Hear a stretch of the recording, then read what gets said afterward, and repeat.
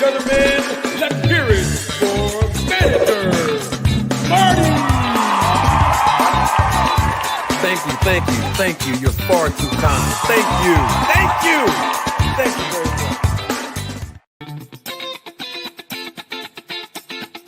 Representing the business of boxing, ladies and gentlemen, let's hear it for Manager Marty. Thank you. You're far too kind. Thank you very much.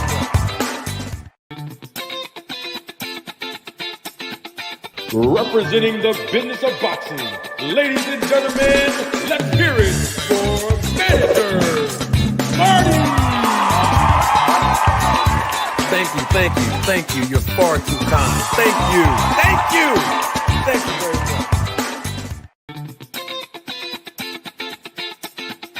Representing the business of boxing, ladies and gentlemen, let's hear it for Manager Marty. Thank you. You're far too kind. Thank you very much.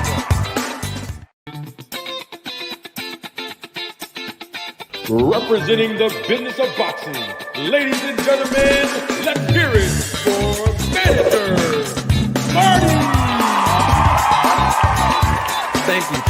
Thank you. You're far too kind. Thank you very much.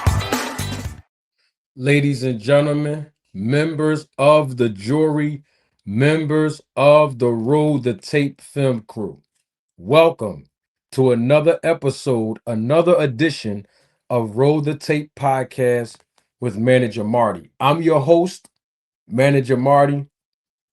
We need answers. Come on in, y'all. Welcome. Listen, grab a plate. I have some food that I want to serve you, some food for thought. Now, if you're new to the platform, when I say grab a plate, I'm inviting you to the family cookout.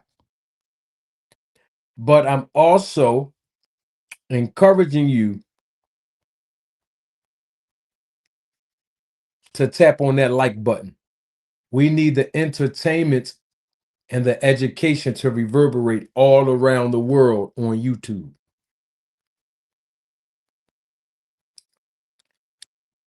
If you are a part of the Roll the Tape film crew, the Roll the Tape family, I welcome you. If you're watching the replay of this live, I welcome you. If you are a hater, a detractor, or someone who's just curious about me, I welcome you. Come on in, y'all. I need the likes to be congruent with the viewership because the viewership is increasing exponentially. Now we have to deal with this, y'all. We have to deal with this now. Backed by popular demand. Open panel. People have been dying to ask me over and over again about the open panel, and then people have been asking me for a long time about an open panel. So you know I have the link. I have the link pinned to the top of this live broadcast. All you have to do is click it. Click the link and you're going to join in our live broadcast. I love feedback. I love engagement. I promise you this show right here, this show right here. I'm an air fryer on this show. You better believe it.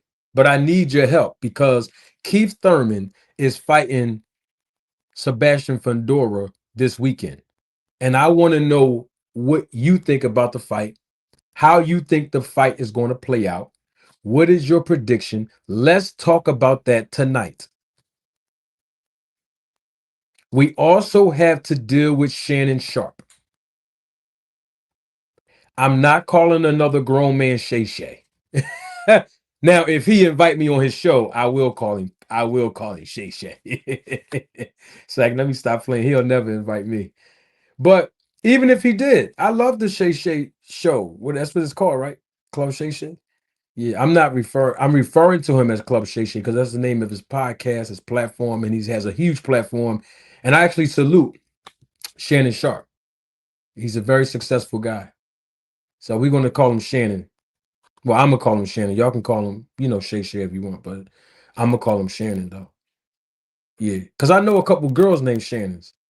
Like I know a couple females named Shannon, and it just I don't, you know what I mean? Y'all understand what's going on. Yeah. Shannon Sharpe hired Terence Crawford coach, and we got to talk about that. You know what? Here's the thing about this show. And if you have been here before, you know this. The air fryer has to warm up. Like as time progresses, I'm the air fryer. It has to warm up. And we need your financial contributions for that to happen. Yeah, you have to support the channel. You just have to. I mean, listen, y'all, let's keep it 100. I am the most controversial, the most entertaining, the most insulted, the most imitated, but the least paid content creator in the boxing community on YouTube. It's no secret. I mean, everybody knows that. But I need your contributions because your support will allow me to continue to do what we do, producing good content, quality content, providing education first, and then entertainment second. I get very busy during the day. I have a lot of different things going on, great things outside of the sport of boxing, outside of YouTube. So your support really means a lot. Seriously, not just your financial support, your support with your time. And I don't take your time lightly. I promise you that. No one, whether you agree with me or not, whether you like me or not, right? I appreciate your viewership. I appreciate your time when you watch my videos, when you come on a live broadcast, whether you decide to participate in the live chat or not, it doesn't matter. I just appreciate all the love that you all have been showing me and the hate too. You got to have it both ways. And I appreciate all of you. Now, speaking of the air fryer, let me just say this because I think this is as equally as important. Somebody just super chatted and plug the air fryer up. We have to get the air fryer up to 500 degrees. 500 degrees. Yeah, 500. It's at 375 now. Yeah, it's at 375 degrees now because Jab Queen Boxing plugged up the air fryer. Double salute to Jab Queen Boxing. Thank you, Jab Queen, for your support and contribution to the channel. I appreciate you. Jab Queen says this in the super chat. Salute, Manager Marty. Let's cook.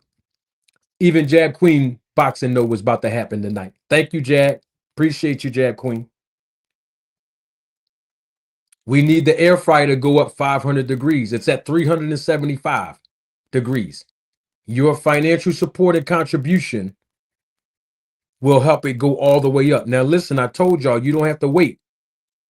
You don't have to wait. Click the link. Anytime you want, you can click the link. Open panel, backed by popular demand. And I hope the people, I hope the people that was asking me about the open panel, I hope they're here tonight. And if they're not, I hope they're watching the replay of this live. So I don't want to keep belaboring the point, but we need support. You see, I give out a lot of information here. That's just the truth. I do. More information than anyone else when it comes to the business of boxing. That's all I'm saying. It's good to come to the cookout, but you can't freeload every time you come over.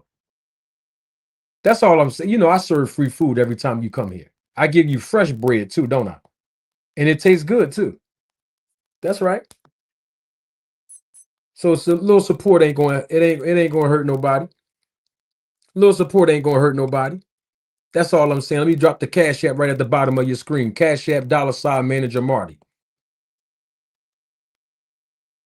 Now, click the link anytime. Anyone can click the link anytime.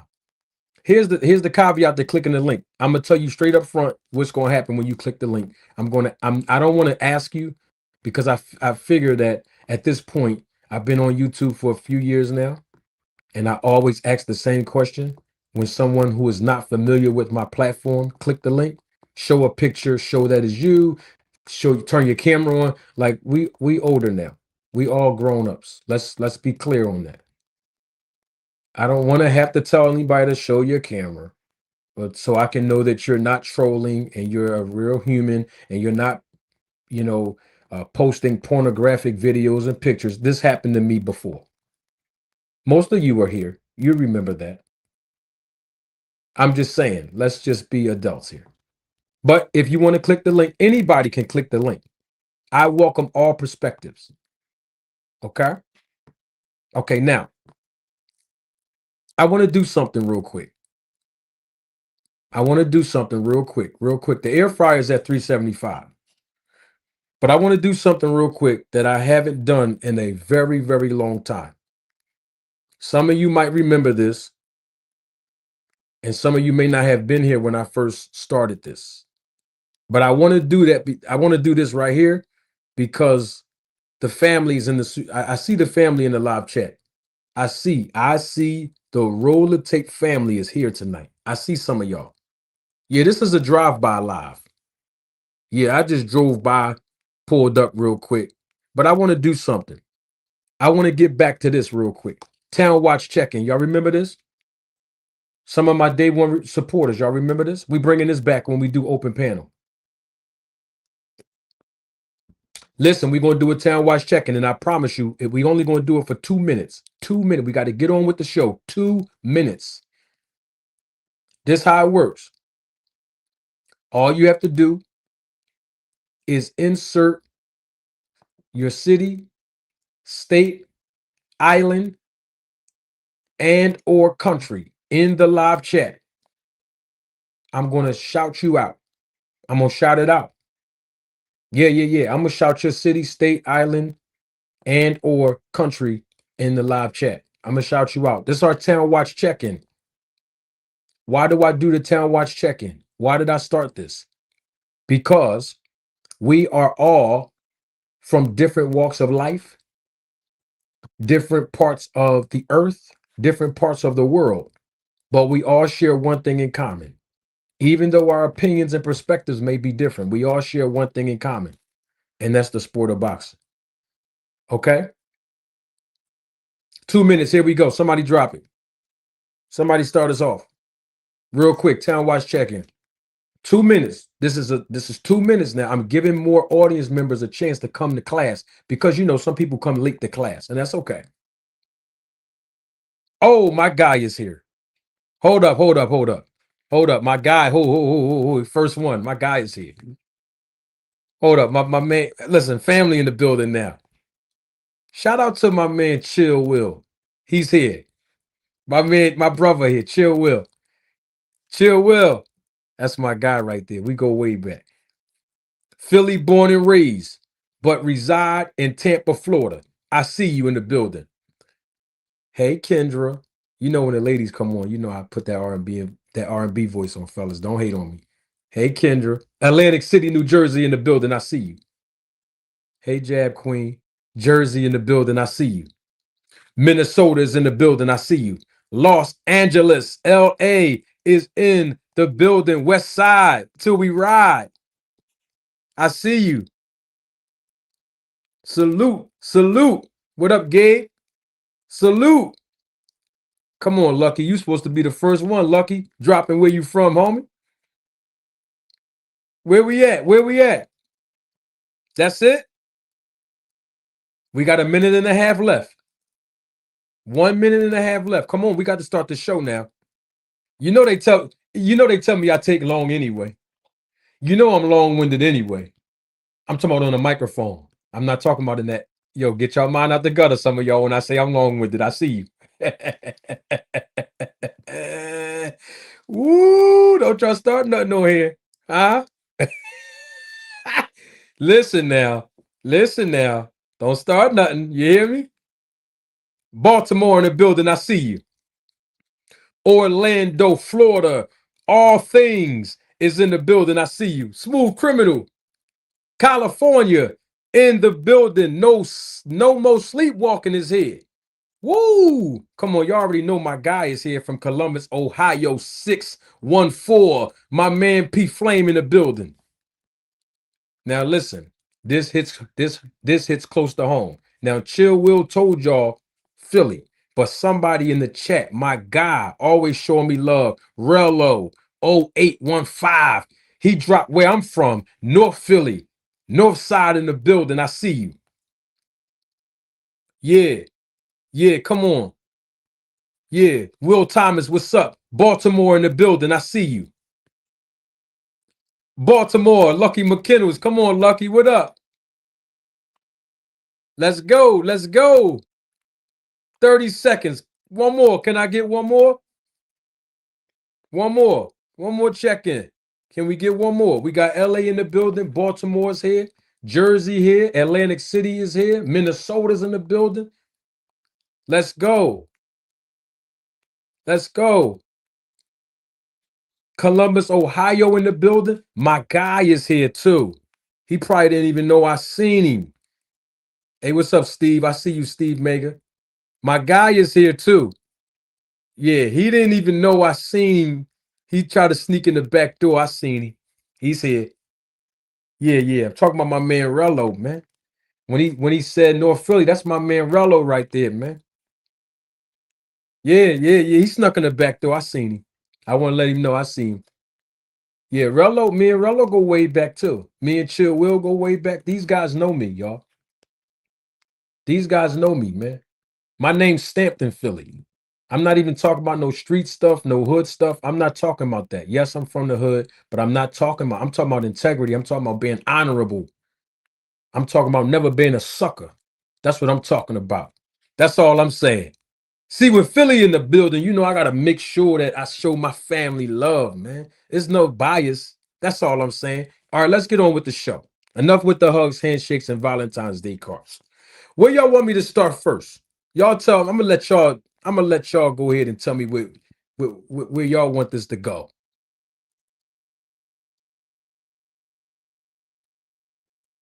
Y'all tell me. Hold on, let me take this off because I want to do something crazy. I want to show my face. You turn my microphone. I'm gonna show my face, man. See, when you talk about big guys, major entities, you gotta show your face, man. You have to show your face. Got the fresh manicure on deck.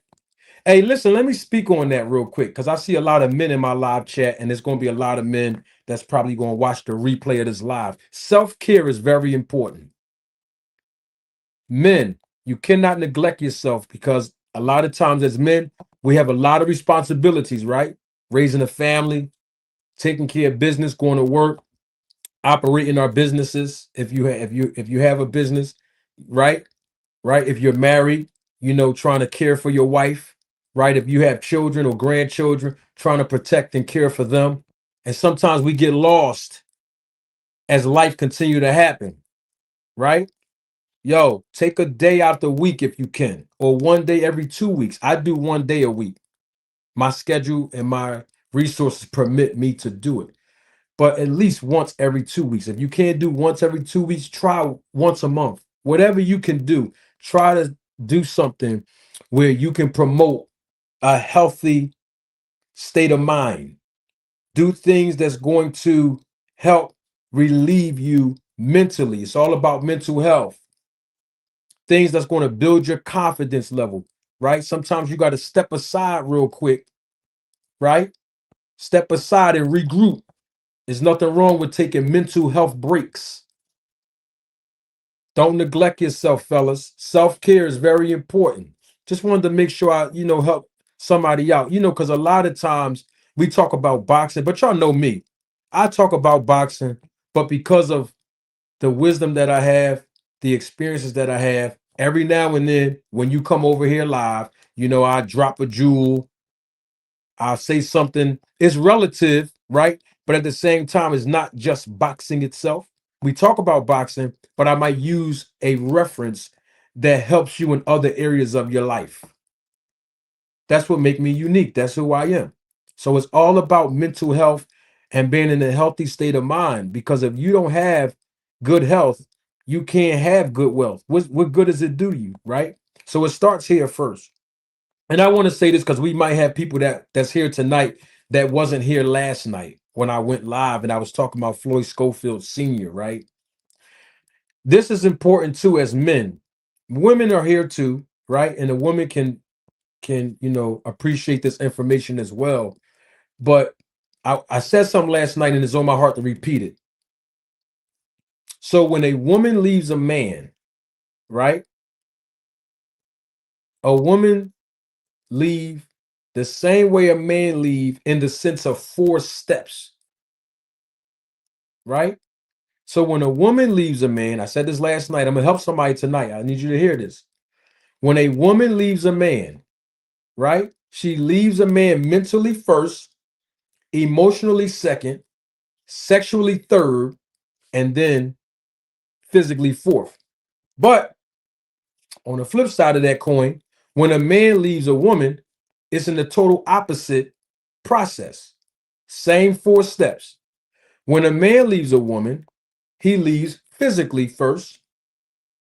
Y'all got that? Sexually second, emotionally third, and psychologically and mentally fourth. I wanted to throw that out there because I said that last night, and that's how I ended the live last night. Now, we 21 minutes in.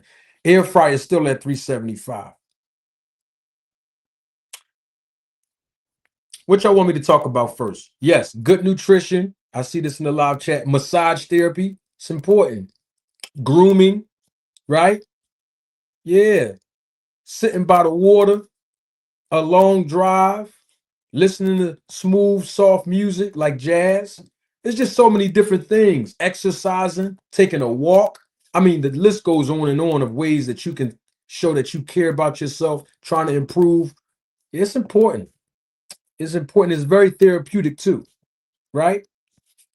What y'all want to talk? Counseling? Yeah, man. Listen, people dropping some jewels in the chat too. Yo, what y'all want me to talk about first?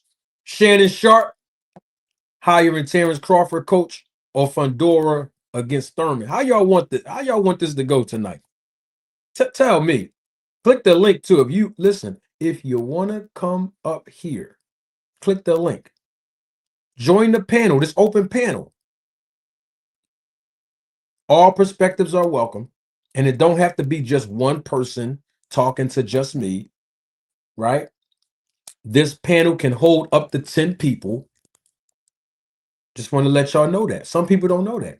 Y'all don't have to come up if you don't want to, but if you do, click the link. Let's talk.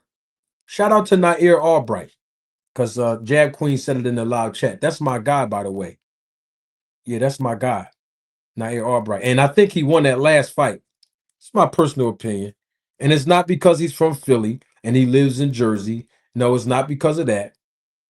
It's because of the performance that he put on in that ring.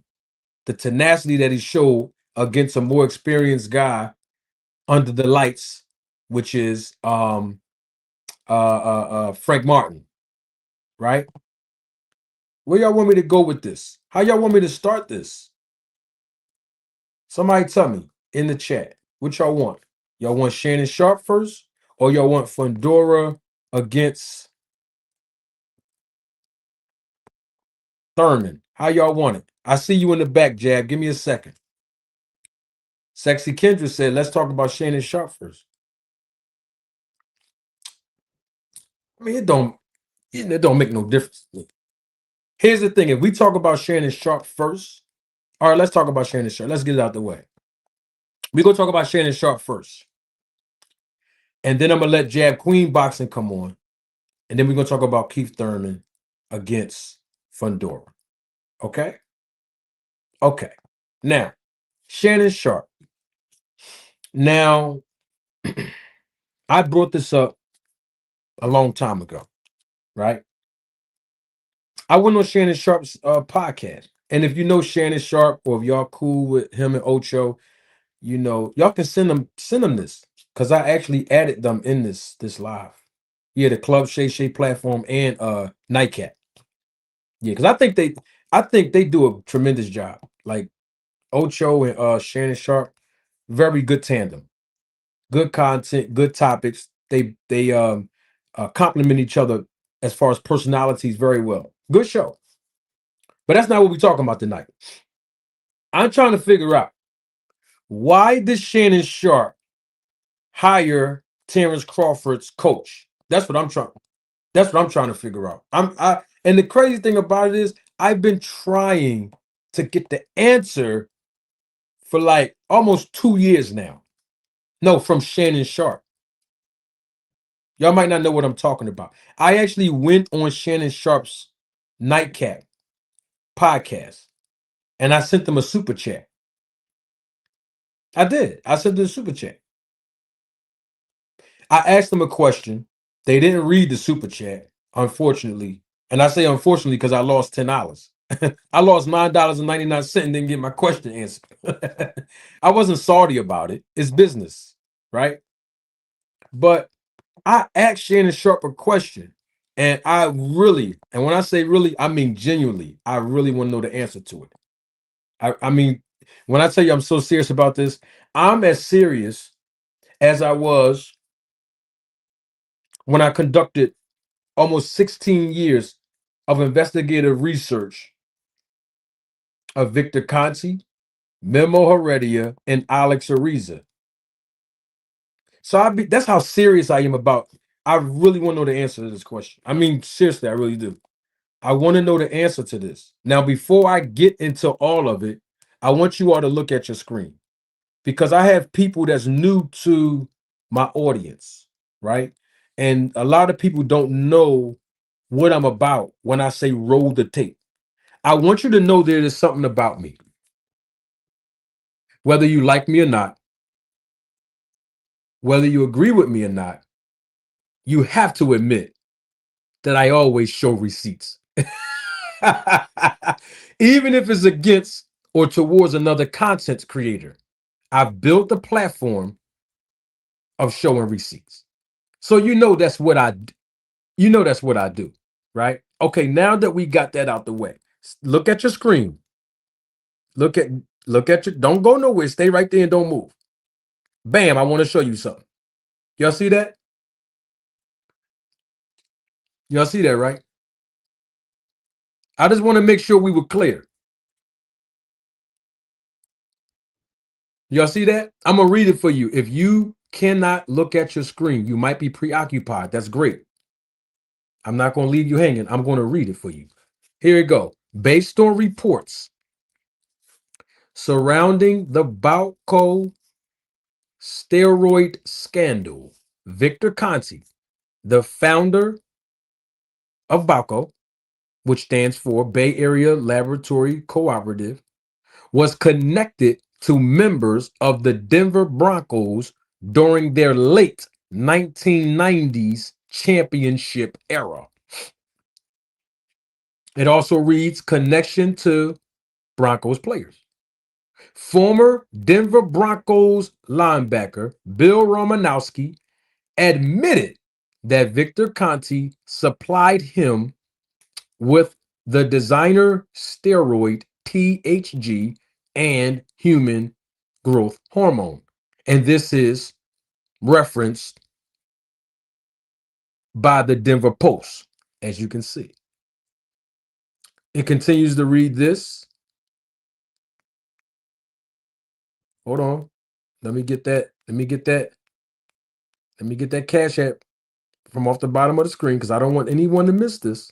It's important information. Bam, there it is. 1998 contact. Here it is. Reports indicate that Conte was in contact with Broncos players around their 1998 minicamp, with Romanowski stating that he and other teammates used products from Conte. Once again, this source is referenced by the Denver Post. Y'all see that? See, a lot of people didn't know this. Now, I already knew this, based on the 16 years of research that I've conducted on Victor Conte. Most of you already know my history. And so do other content creators on YouTube, particularly in the boxing community, right? Okay. So because I already knew this, and it was around the time where the football season, not this year, 2 previous seasons ago, was amping up. And Shannon Sharpe and Chad Ocho, they were going on their podcast, Nightcap, their YouTube channel, and they were giving their reviews after certain games, football games. And I took it upon myself. It was a roughly around, I want to say about 10:30 at night at this time. Bam, go and look at your screen. Go and look at your screen now. Mm-hmm. Yeah, this wasn't last season, y'all. I just want to make sure we were clear. This was a few seasons ago. Mm-hmm. Go and look at your screen. This is Shannon Sharpe. He's literally talking live. And I sent in the super chat and then I screenshot it. If you can't look at your screen, you know your boy got you covered. This is what I said for $9.99. Now, since Shannon Sharpe wouldn't read it out loud, since Shannon Sharpe didn't read my super chat out loud, I'm going to read it to my audience. And this is what I said for $9.99. And I quote myself, Unc, the 1996 Broncos you played for won the Super Bowl. You and other teammates were clients of Victor Conte.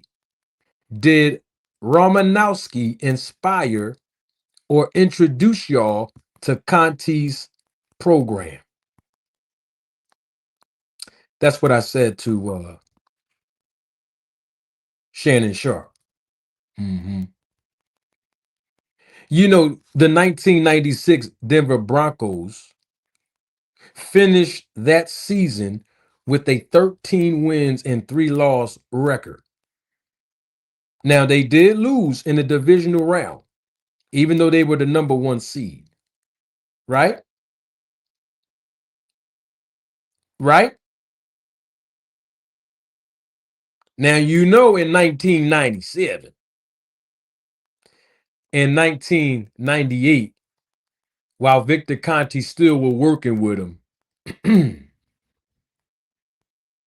you know they won 2 back-to-back. You know they won 2 back-to-back Super Bowl championships.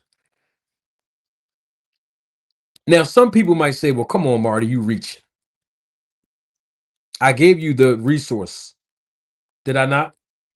I identified the source. I'm not like other people where they be stealing stuff from me, where they be stealing mannerisms from me, when they be stealing talking points from me, when they be stealing my own quotes and slogans that I created and made up here on YouTube from me.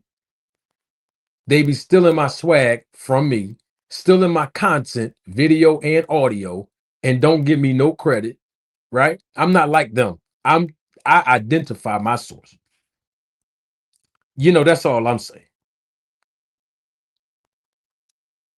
That's all I'm saying. I just wanted to point something out because a lot of people might have forgotten this. Bill Romanowski.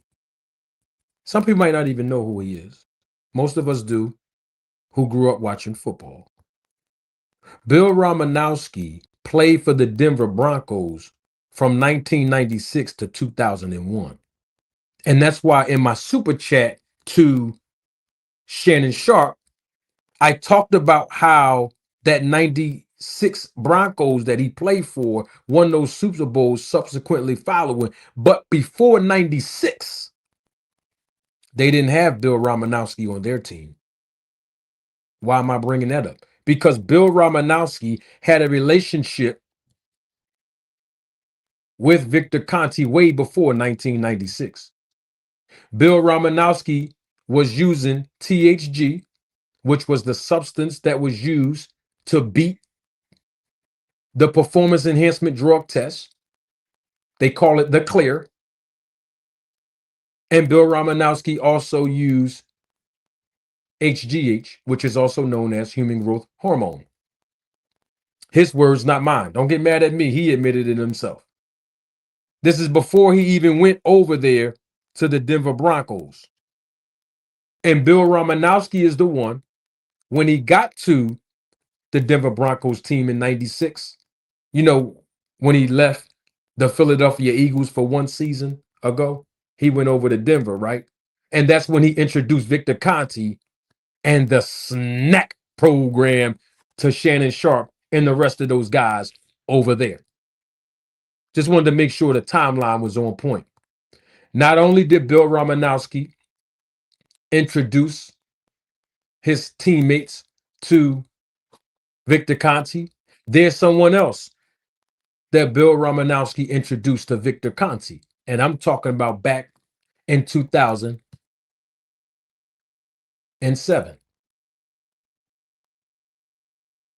And I'm talking about, most of y'all heard me talk about this. Let's see if y'all remember.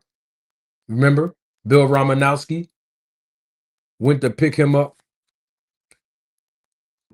from the airport. Y'all remember that? And not only did he go pick him up from the airport, he also drove him to Victor Conte's Balco lab. Some of y'all might have forgot about this. I didn't forget. I'm the one that pointed it out. And some of y'all might have forgot this, and some of you may not have been here. But I actually asked Victor Conte about him.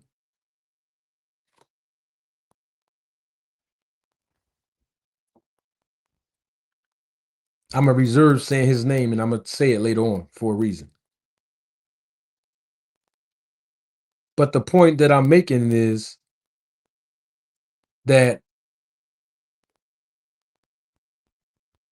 Victor Conte was introduced to so many different professional athletes even before the Balco scandal came about in the early 2000 and 2001. R.I.P. Victor Conte.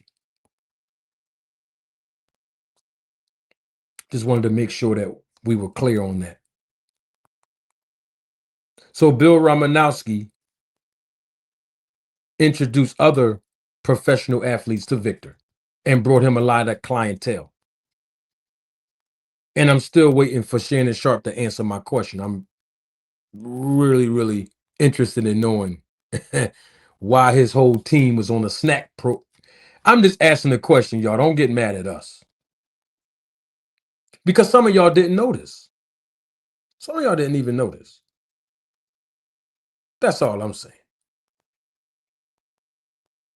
I want to know, Shannon, I want to show my face for this because, I'd like to show my face. Shannon Sharpe. Because Shannon Sharpe, you are good. And we know that Shannon Sharpe is a great player. Hall of Famer, hands down. One of the greatest tight ends in the history of the NFL. Very gifted. God gifted, may I add. Very talented. Shannon, I want to ask you a question. What did you call him for? What did you go over there for? Listen. I know that people are going to get mad because they're going to say I'm hating on Shannon Sharpe and them and all. No, stop with the hating talk. I'm asking Shannon Sharpe. I really want to know that because I asked him a question on the super chat. He didn't answer it. So forget that question. I want to know, what did you go over there for? What was Victor Conte giving you, Shannon Sharpe? And the rest of them players. And then y'all go to the Super Bowl and win it. Back to back. Boom, bow. Sort of like when Terence Crawford win championships after getting with Victor Conte. You know how Devin Haney win championships after getting with Victor Conte. You know how Caleb Plant. I mean, look, the list goes on and on. When you get with Victor Conte, you're going to win some hardware. The snack program worked even in 96. The snack program worked even in 88. 1988. That's all I'm saying. Hey, don't get mad at us. Hey, don't get mad at when I say us, I'm talking about me and those that support me.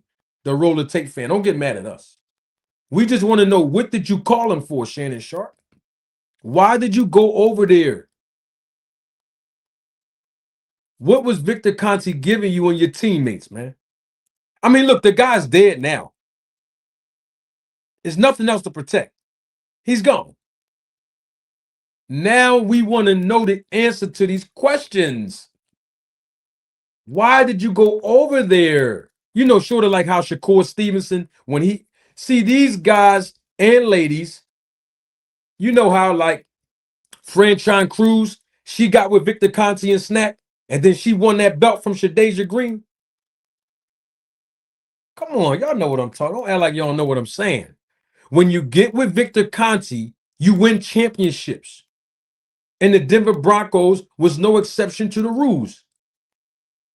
Just like the 1992 Seattle Supersonics. The whole team was with Victor Conte. And you seen what they did. And listen, don't get mad at me. Victor Conte admitted that himself on the Netflix documentary when he was with the 1992. That's all I'm saying. Can I get one more like? I mean, you ain't gonna find this nowhere else. That's why I'm glad y'all here. Can I get one? I'm about to have Jab Queen come on and whoever else click the link, because we got to get with Fundora and Keith Thurman. But I'm just trying to figure out Shannon Sharpe. I mean, I see you still Diesel and all that now. All I'm saying, I don't. All I'm saying, what you calling for? What did y'all go over there to the snack program for? That's all I'm asking. It's just a question. You know, I don't ask for much. How come people don't want to answer these questions when I ask them about the snack program? Did y'all notice that? Don't get mad at me. Did y'all notice that? Every time I ask someone that involved themselves or associated themselves with Victor Conte, forget that. I'm going to address something real quick. This is the first time I'm ever going to speak on it. Might not be my last time, but this is definitely the first time. Because when you come over here live, I give you a live experience. If I'm not going to be animated and make you laugh and make you feel something or provoke your thoughts, then I'm not doing my job and I wouldn't be who I am. You could have just watched this on a video, but you want a live experience, and I got to give you live something that I would say to you live that I probably wouldn't say on a video. And here's it right here. People always say, man, you never talk about Boots being on snack. You ever heard people say that before about me? Have you ever seen it in my comment section? How about in my live chat? Let's address it real quick. I'm going to show you how quick this is going to be. So, word has it that Boots was receiving free supplements being delivered to him by Victor Conte. You know, Victor Conte send people the products. You know, like he sent some other people the products. Right? Free of charge, right? He didn't send it to me. I didn't get any free product. I mean, I could have gotten free product, but he didn't send it to me. I didn't want the product. I got what I wanted.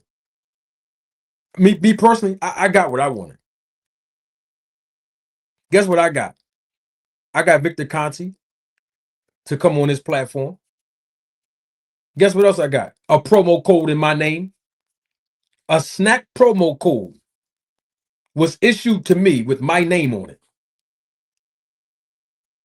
before me and Victor had the little fallout, you know. I am the first and only non-athlete and non-member of the media that had the promo code in my name from Snack. That's all I'm saying. Hey, that's all I'm saying. But people wanted to know why Marty don't talk about Boots. Boots was on Snack with Victor Conte.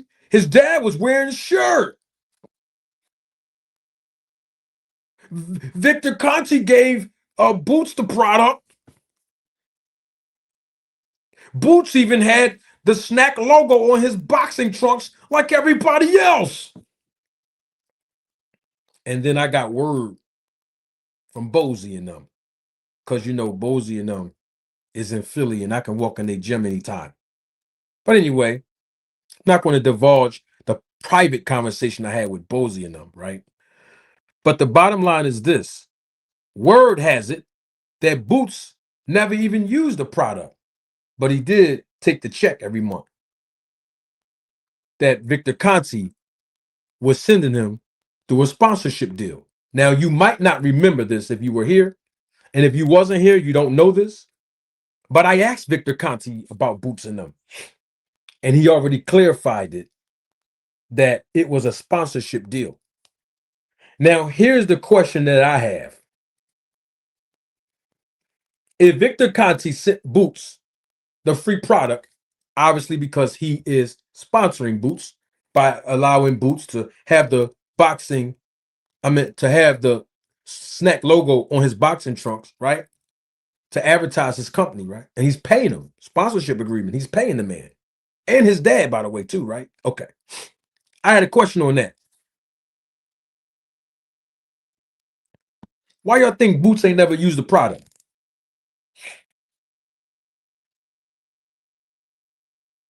That's rhetorical. I want you to really think about that.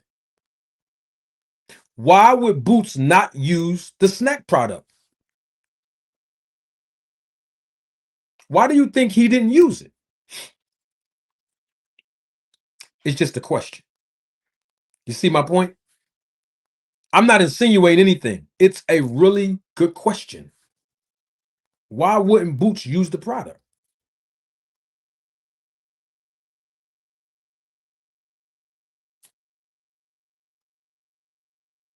Why wouldn't he use it? Okay. I'm just asking the question. I'm not insinuating anything. I'm just saying. He's getting the check. Why he not using the product? Did you see Boots' performance get enhanced? I didn't. Boots always was that good.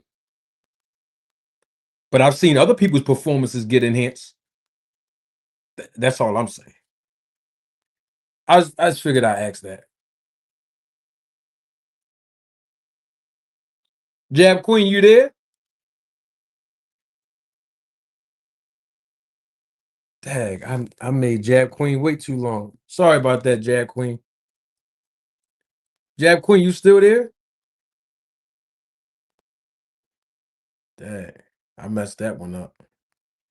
I'm steady talking on mute. Lord have mercy. Can you hear me? I can hear you loud and clear. What's up, Jab? Okay. I'm like, why he not responding? I'm saying yes, I'm here. What's up with you? How you doing? I'm doing much better. I feel great. Good. I feel Good, great. good, good. How are you? Amazing, amazing, amazing. I'm doing amazing. Thank you so much for asking. You laid some jewels down because I didn't even know all that about Shannon. I didn't know that way back when they were dealing with Victor Conte. Yeah, So that's very interesting to me, but you always laying down some jewels, so I'm not surprised. But before I get into what you wanted to talk about, Fundora, and then I want to say congratulations once again to Wu. He has made it on to America's Got Talent, honey. That is amazing. Shout out to him for real. But oh my God, what is that? Anyway, um, yeah. So where did you want to go next? I just wanted to say that I wanted to shout him out because that's absolutely amazing news, and I know he works really hard. He has an amazing voice, so shout out to him for real. absolutely. Wu is my guy, and I have to say this. Shout out to Wu. Hmm. Nair Albright. He gave Keyshawn Davis a run for his money. He's the only fighter that gave Keyshawn Davis a run for his money. Obviously, the fight was stopped, excuse me, due to the clash of heads. But also, um, Wu is a certified nursing assistant, right? He's a certified nursing assistant, and he actually brought that up on Sean Porter's podcast a couple of weeks ago. And I air fried Sean Porter and that guy that was sitting next to him because they was like trying to bust on him and joke on him. You Yeah, I know, was on that live. I remember, and I watched that, and I watched that. I watched Sean Porter's interview with him, and I watched yours too. I was here. Yeah, I saw that. That was super corny of them. I yeah, whack. sometimes I can't really watch a lot of him because sometimes they just be going left out of nowhere. I see a comment that I want to address. Okay. That Bruce listed enhance in the Stanionis fight. Um, I didn't see that. So if you feel like he looked enhanced during the Stanionis fight, I will go back and rewatch it. I won't just call you a flat out liar. I will go back and rewatch that fight. But to me, throughout, as long as I've been watching him, he's looked the same. He's been very consistent. He didn't look any different when he got the snack logo on from when he doesn't, which is probably why, he does not wear it anymore or that often at all. Because I feel like he didn't need it to begin with, which is probably why he never used it. I feel like only fighters who feel like they have something to prove go over there. Even some of my favorites that you pointed out several times, but I cannot deny it because it is the truth, have gone over there. And we still waiting for them to answer your question. Why? So until they can answer that question, who knows? You know what I mean? Yep, Who knows? indeed. And I wanted to bring this up because I did say before we move on, I was going to answer this. So the first meeting was in 2007, and then Mm-hmm. the last meeting, and I'm talking about when Bill Romanowski introduced Victor Conti to a baseball player, was in Okay. 2012, and I'm talking about the great A-Rod. Alex Oh wow. Rodriguez. And I Mm-hmm. actually asked Victor Conti because he didn't know I knew about that. But I actually asked him that when he was here on my platform and I was interviewing. I actually asked Victor Conti about that meeting. But maybe in the near future I'll crop that out of the interview and then repost that.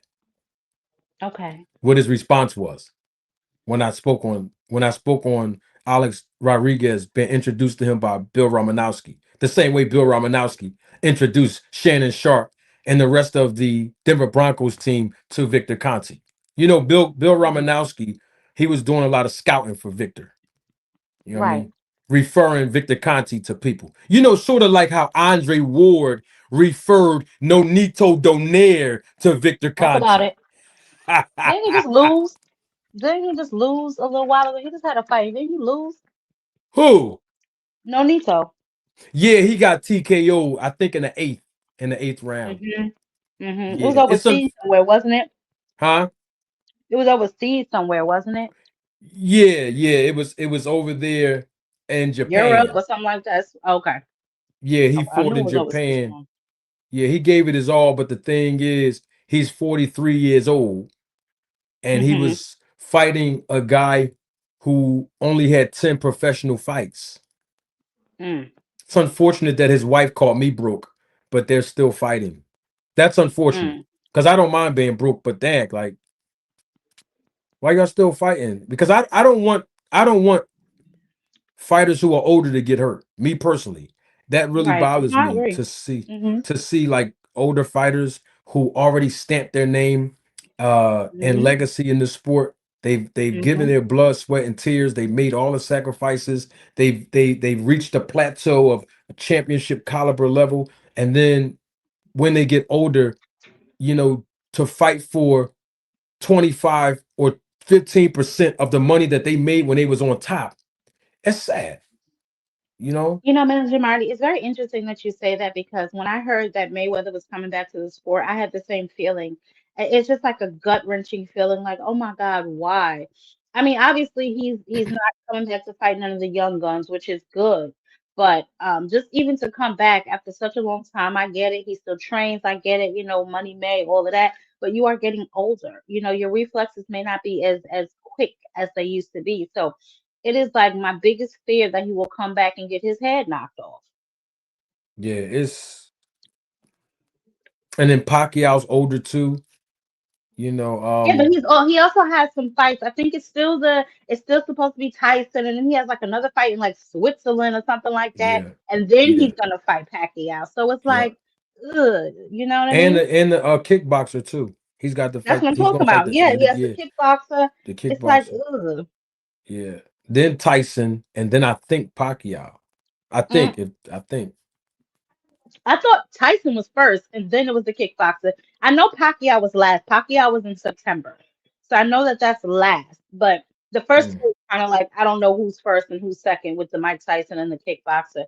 But it's yeah, just I feel like oh my God, it's like so nerve-wracking for you to come back into sport and possibly get your head knocked off. You know what I mean? So yeah. I I feel the don't. same way about Deontay Wilder. I know he's fighting in a couple of Oh my weeks, God, yeah, he's fighting but Chisora.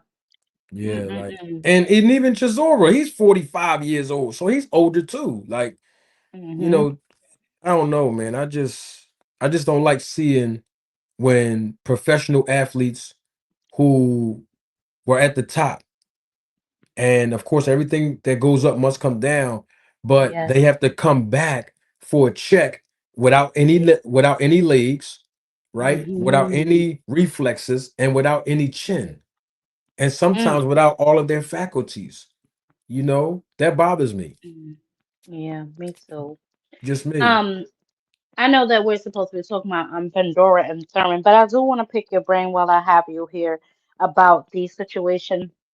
I know you touched on it in your last live just about the Rowley and the Devon situation. And I know that you also mentioned that he was suspended, which I later found out. And then I saw your video. I was like, why I just ain't watched the damn video? I could have known that a long time ago. But I was getting ready for my own show and I had stumbled upon him being suspended. Do you think that it has anything to do with the fact that him and his thug friends assaulted Tiger Johnson, or why do you think he's suspended? Because I couldn't find anything, and I made a couple calls. Nobody pretty much knew why, or they wouldn't say why he was suspended.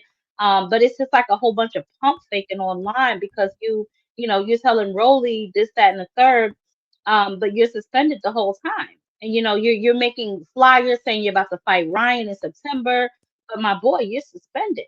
And let's eat what's on our plate. You know what I'm saying? Before you go into this whole Ryan situation. But I just wanted to know your thoughts about it. And obviously, I know you heard that Brian Norman Sr. accused him of micro, with all of that. I just Micro want to get dosing. your thoughts on that. Yeah. Yeah. Well, let me say this. In all fairness, Hmm. um, I couldn't come out and publicly answer that question anyway. Because Right. technically I wasn't supposed to know he was suspended at the time that I knew. I Right. actually beat Box Rec to it. Oh wow. So yeah, I beat Box Rec to it. I knew before it was even posted on Box Rec. But Oh wow. I'm glad that Box Rec did their job because that's the protocol. So Right. I'll reserve my right and the Okay. protection of and preserving of the nature of the business of boxing and the Of people that course. I know in boxing. Um, Okay. because these guys, they do lawsuits around here. The Haneys, They they're real do. good with the I know. lawsuits. They real I good with know, the and that's what I lawsuits. found interesting. They were like online calling Tiger a rat and a snitch and everything. I'm like, wait a minute, y'all was talking Yeah. to this man and he wasn't even fighting, but y'all put a lawsuit on Ryan. They jumped him, right? That's the guy they jumped. Oh Tiger, yeah, Tiger, right? oh Yeah, yeah, yeah. oh Yeah, yeah. I interviewed Tiger before. I know Tiger. Yeah, they jumped the Mm, guy. Yeah. You mm-hmm. know, he, they jumped the guy at the carnival and then they jumped Tiger. And don't forget they jumped Ryan Garcia's friend at his gym. Yeah. So what I'm saying to you, Jab, I don't want to get jumped either. Hey, Devin and Bill, Oh don't my jump goodness. me when you see me. Okay. You're going to make me get 10 armed security guards for you guys. Don't jump. I don't want to get jumped, Jag Queen. I don't want to get jumped by these guys. Notice how they only jump people where they comfortable at. Because, when Bernard Hopkins pushed Bill Haney, nothing happened Bill. to him. Mm-hmm. I'm not Mm-hmm. advocating for violence. I'm just saying, some people, they need 2, 3, 4, 10, 20 guys. Then You they see when everybody Tank was tough. sitting on his car, ain't nobody touch him. Yeah, yeah. I just want When to say Tank that. Davis was in the parking lot, Devin Haney didn't want Yeah, to get yeah, out the yeah, car. yeah. Yeah, all right. Yeah, yeah, Yeah, right. I don't know. I don't want no problems, Haney. Y'all be jumping people. yeah. Yeah, right. Anyway, when it comes to the Rolly situation, the Hmm. thing about it is this, and I want to tie this in to somebody like, let's say, Keith Thurman. I always talk about the business of boxing, and I talk about how Right. important good representation in boxing is. You got Keith Thurman The man only fought twice in the last 5 years, but That is yet, correct. but yet, he's eligible to fight for a world title and headline it in Las Vegas at the MGM Grand.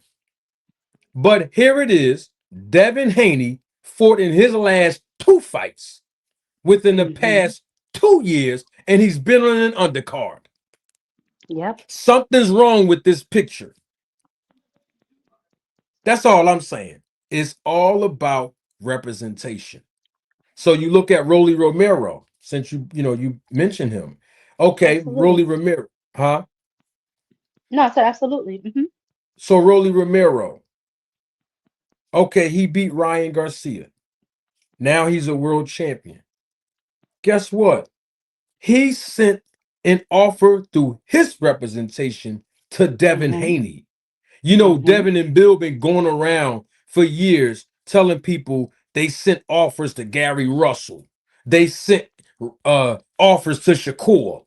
They sent offers to all these people, but yet they keep signing exclusive promotion deals with promoters. Not only that, Hmm. but they're the B side. Hmm. That's the issue that I'm having with all of the talk that the Haneys do. So since they're doing all of this talking, I think they should be the ones to come out on social media, on these pro Devin Haney platforms on YouTube, and they should be the ones to tell the reason why Devin Haney's suspended. That shouldn't come from manager Marty. That shouldn't come from this person over there or this person over there. They do all this talking about everything else. They are the ones, to me, in my opinion, that's responsible to give their audience members, their fans, and I'm saying audience members because Devin Haney has a YouTube channel. I don't know what he does on it, but I know he has one. In fact, I actually added him in this live, just like I did in the last one. But my point is, they should be the ones when they get the opportunity to get interviewed to tell their fan base, hey, we're suspended, everything is fine. This is the reason why. I don't see I don't see nothing wrong with it. Because when Ryan Garcia got suspended, everybody and their grandma was talking about that. Talk about it. Hmm. Yep. And the Yep. same And you know what people, else I find interesting? I'm listening, go ahead. No, I was going to say the same thing that I find interesting. You know, and obviously the Oscarine situation is still a very hot button topic. 2 years later, I do not know why. However, it is still a hot button topic. So I took the liberty of going on my live to the VADA website, and I could not find that 365 Notion anywhere. Thank God I screenshotted it from the last time I was up there, so I was able to bring it up. But him and Nonito Donaire are the only ones still listed on there.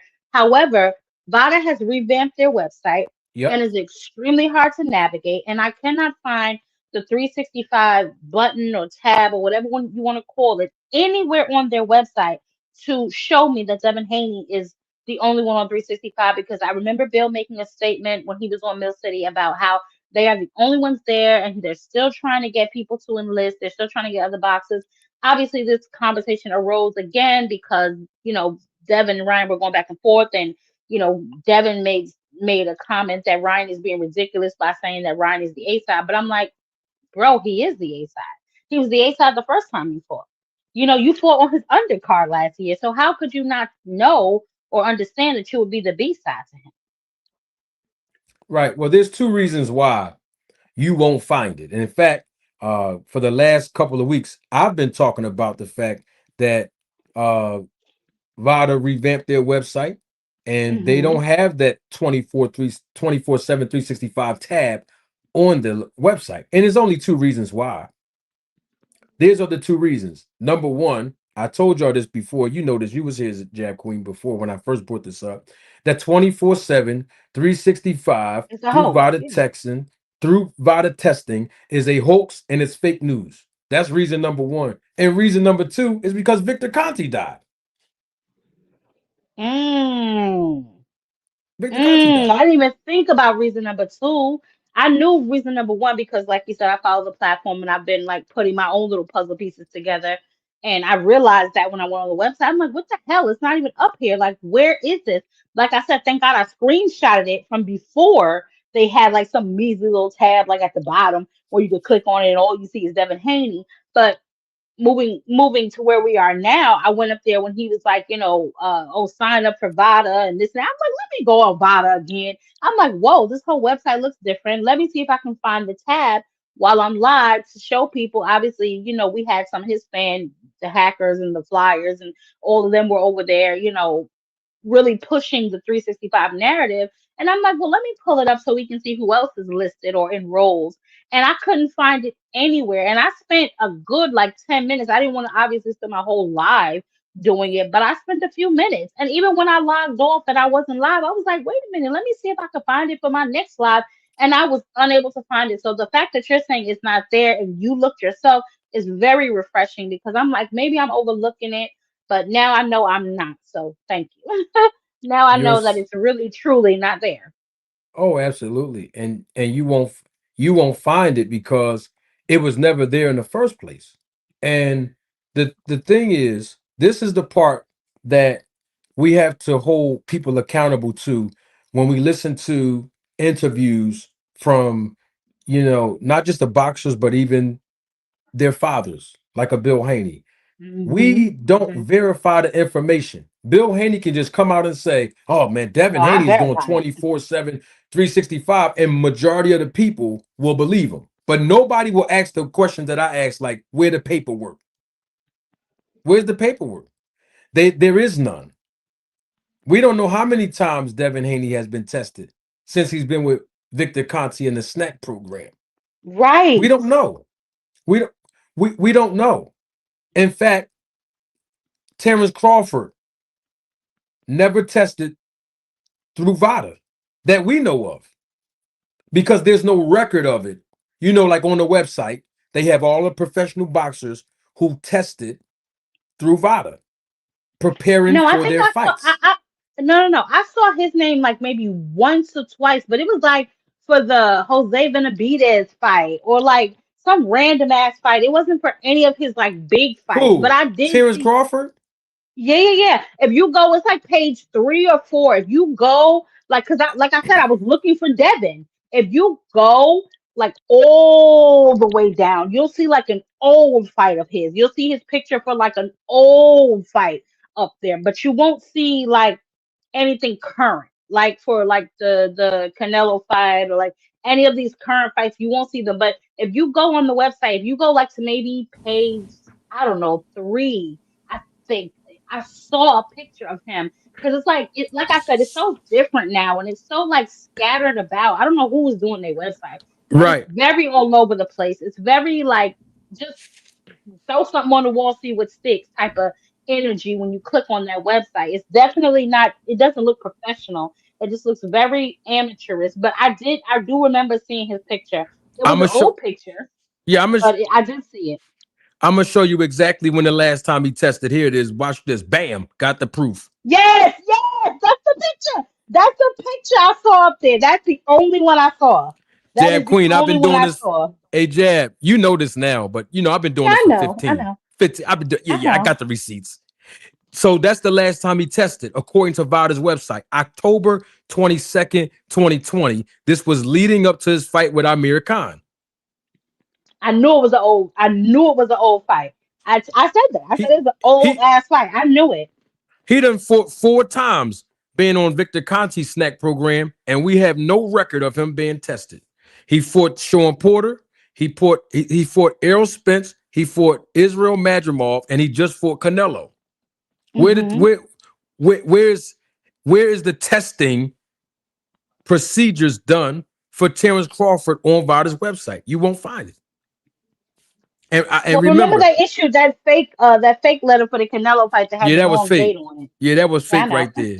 That was know. fake. See, what it is I was applying so much pressure on Victor Conti and Vada, and that's why they had to hurry up and start posting stuff on the website. Because remember, I already showed everybody the proof of this. Mr. Greg is in the background. I'm about to let him on, but he was Okay. here and he saw when I showed people how Vada's website looked way before they went and put that Hmm. 24/7, Hmm. 365 Hmm. testing tab on there, and then I showed Hmm. the difference. And this was 2 days after I said it was fake news and it was a hoax, and I proved that there was no such thing as it. Why is that? To my new audience, the reason why I proved it not only did I have the founder and CEO of VADA right here on this platform, and I interviewed her, but I actually showed people what was on the website, what's still on there today. And if you look at your screen, you will see exactly what I'm talking about.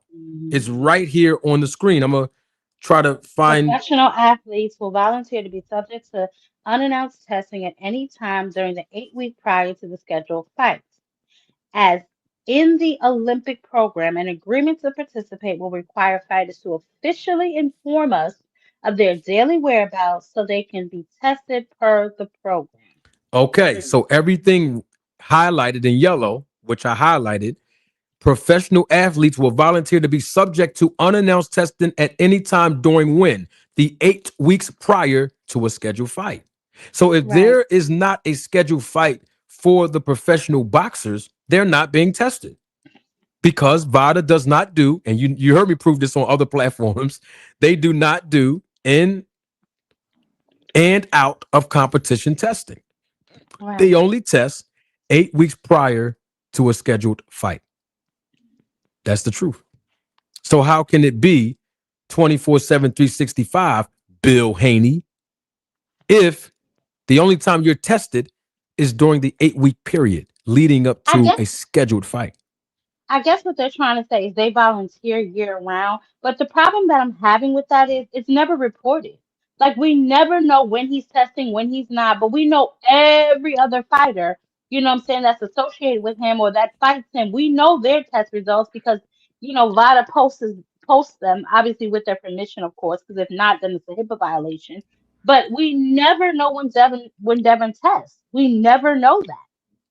Here's the thing. If you go on VADA's website, and it's anybody could do this, if you go on VADA's website, you will very clearly see that when they're posting these fighters and they're acknowledging them of being tested, it's only when they have a fight scheduled. Right. That's because that's the only time they test. I don't know why Bill Haney and them still lying about it. I've already cracked the case wide open. It's nothing to lie Hmm. about. And Victor Conte's dead, so it's nothing to protect anymore. And Well, they're I protecting their image. They're protecting their image, and they're I get it. protecting. They stood on this for so long, though, Manager Marty. They stood on this for so long that they gotta die on this hill. Huh? I said they stood on this for so long that they gotta die on this hill. I get it. I get it. I You know what I definitely mean? get it. I definitely get it. And that's the reason why Bill Haney won't come over here and click the link. Oh, he Oh, I came know over here. that. He came over here several times and he was like in my live chat, Hmm. but he would not click that link to talk to me because he knows that I know. And they all know I know. I don't know why they running from me. I'm nobody special. Rachel Donner done told y'all I was broke. So Well, I know why they running from you because they know you know. they know I know what's going on. Double They know salute you to Foxy know. Brown. She gave a super chat.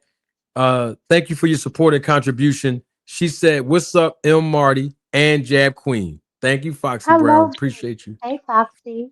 Let me see if Mr. Yeah, but Greg's they still they back know there. you know. They know you know, so they're not There gonna you go. come. My guy Hey, is here. Mr. Greg. Yeah. hey, Hi, hey, Mr. Back by popular Gray. demand. You asked for the panel, Mr. yeah, Greg. yeah, We yeah, here. yeah. I'm glad I peeped on. I'm seeing my two favorite people over here chopping it up about this thing called boxing. Oh, hey. I'm so happy to see you back on doing your thing and talking to Jab. She's doing her thing, as you know. Um, Yes. just like I will always support you. Same for her. Same for her. I Yes, sir. appreciate you. She's doing the Thank you, thing Mr. that Greg. Appreciate yeah, you, and man. it's not enough of y'all. Mr. Greg, you didn't catch my live earlier. I covered what's going on with the Ali Act. So you might want to go back and I'll catch go that. back and see it. Sometime I had to catch it because I got a couple of things I'm working on and it's a lot of Hmm. stuff going on, but I'm gonna still try to get on and show support and chop it up and all that other kind of stuff. And tonight is one of those nights I can. So, here I am. What's going on out here in this world of boxing that I don't mix it? Other than I know I think you might have seen that craziness going on with some of the channels and the trolls and that Yeah. kind of stuff, which is Yeah, yeah, unfortunate. yeah, yeah, yeah. What's Yeah. up? And shout out to Greg Hackett. You know what I'm saying? I hope he rebuilds quickly. I sent him, cash app just to show some love and support. Mm-hmm. And You know, if he's listening anytime I'm live and you need to get on and just pop your ish, then you can do that. Because that was crazy to me, you Yeah. know, and it's sad that people work very hard, you Hmm. know, and I don't make no money on YouTube. This is a hobby for me, but I love it. So I try to stick to my schedule and I try to stick to what it is that I do. But you know, for those of us who have been able to monetize and been able to kind of grow some type of financial success off of YouTube, it just sucks that, you know, Yeah. people can come on and in an instant ruin everything that you got going on. Yeah. It's Yeah. horrible. Mr. Greg was here. This is before you start coming around, Jab, when we had that panel and that guy, I let him on thinking that he was someone else. I clicked him on, and you know, he did that to me when he had the pornographic Porn picture in the star. background. They Mm, did that to me too. This was Yeah. a long time ago. And the guy that mm. had the disguise. Remember the Huh? guy? Remember the guy who had a disguise? He was trying to look like he was some older man, and we started Oh, noticing. uh, uh, Caps, Caps and 4G. I think that's That's what it his was. name. The guy that been hating on me, and he does all these videos. I think the guy's obsessed with me, unfortunately, Mhm. but he Oh, does all these videos on me for no reason. Well, I kicked him off, and he came back. Mr. Greg, thank you for bringing it up. Yeah. He came back, and he had a Jab Queen. This grown man had a full disguise, Yep. a older what? man mask, Yeah. fake hands. Didn't What? he, Mr. Greg? Yeah. Yeah. Yo, he looked like a Really? real person. He Yeah. almost had me for a minute. Yeah. We started noticing. I was like, nah, this ain't right, man. Get this man off of here. But I bring Yeah. that up What? for you, Jab, too, because you have to. I know sometimes we get in, we be talking and things of that nature, but you have to be vigilant because people are just planning to go out here, get on some of these on some of these podcasts, just to mess with you, just to cause you grief, just to get you pushed off or I find understand a that, way Mr. Greg, and that's why and I'll probably text you later, but I definitely need to figure out like a calling number because that's what I'm gonna use for people that I don't know, Yeah. people who don't usually click the link, people who Hmm. still want to talk, that maybe don't want me, you don't want to cause me any harm or anything. I wanted to decipher like at least a number for them to call in, but Hmm. you won't be able to get on my panel, and that's, you know, going forward. You know what I'm Yeah. saying? If I don't readily know you, if you're not somebody who usually clicks my link, unfortunately, you won't be able to access my platform outside of via telephone because of that. I'm Yeah. like I'm working hard, bro, to Yeah. build my platform. So I can't just have anybody come over here and flash me or whatever you got going on, and Yeah. not to mention, you know, don't tease me with a good time. You know what I'm saying? But don't be flashing all that other foolishness. If you know, I can't be bothered with all of that. So I will definitely be trying to within this next week, between my next live, try to establish some sort of call-in number so people can call in and still give their you know point of view without being seen. Well, like I told Two Cent when she was having issues, a little bit of issues, and she said the guys had little D energy. I said that, Oh Yeah. man, and I dang. remember when she had to tell them that, and I said that's worse than that. That's ED that they have. hmm ED. Yeah, They can't wake up in the morning no, no, they with can't. their eyes open. Right, that's beyond. That's Hey, beyond little D. That's ED. that's ED. Yeah, y'all better But, chill on but when this you think channel. about it, somebody who just spends their day with the sole purpose to go over to somebody else who has some motion, who's trying to do something for everybody to be able to participate in, and they Yeah, want to come find some way to disrupt it. And it saddens me that it happens to certain platforms or certain people. It's always people who get in motion. It's never somebody who's struggling. It's always somebody who making a difference. And see, you don't have to have a whole lot of subscribers or a whole lot of viewers. But when you're making an impact, people still will see it. People find out, they'll feel it. And so that's the thing. And you make like when you remember I used to tell you all of some of this stuff too when you started. I said, yes, you did. gonna start, you watch. And sure enough, all the foolishness started, all the people going to show hate.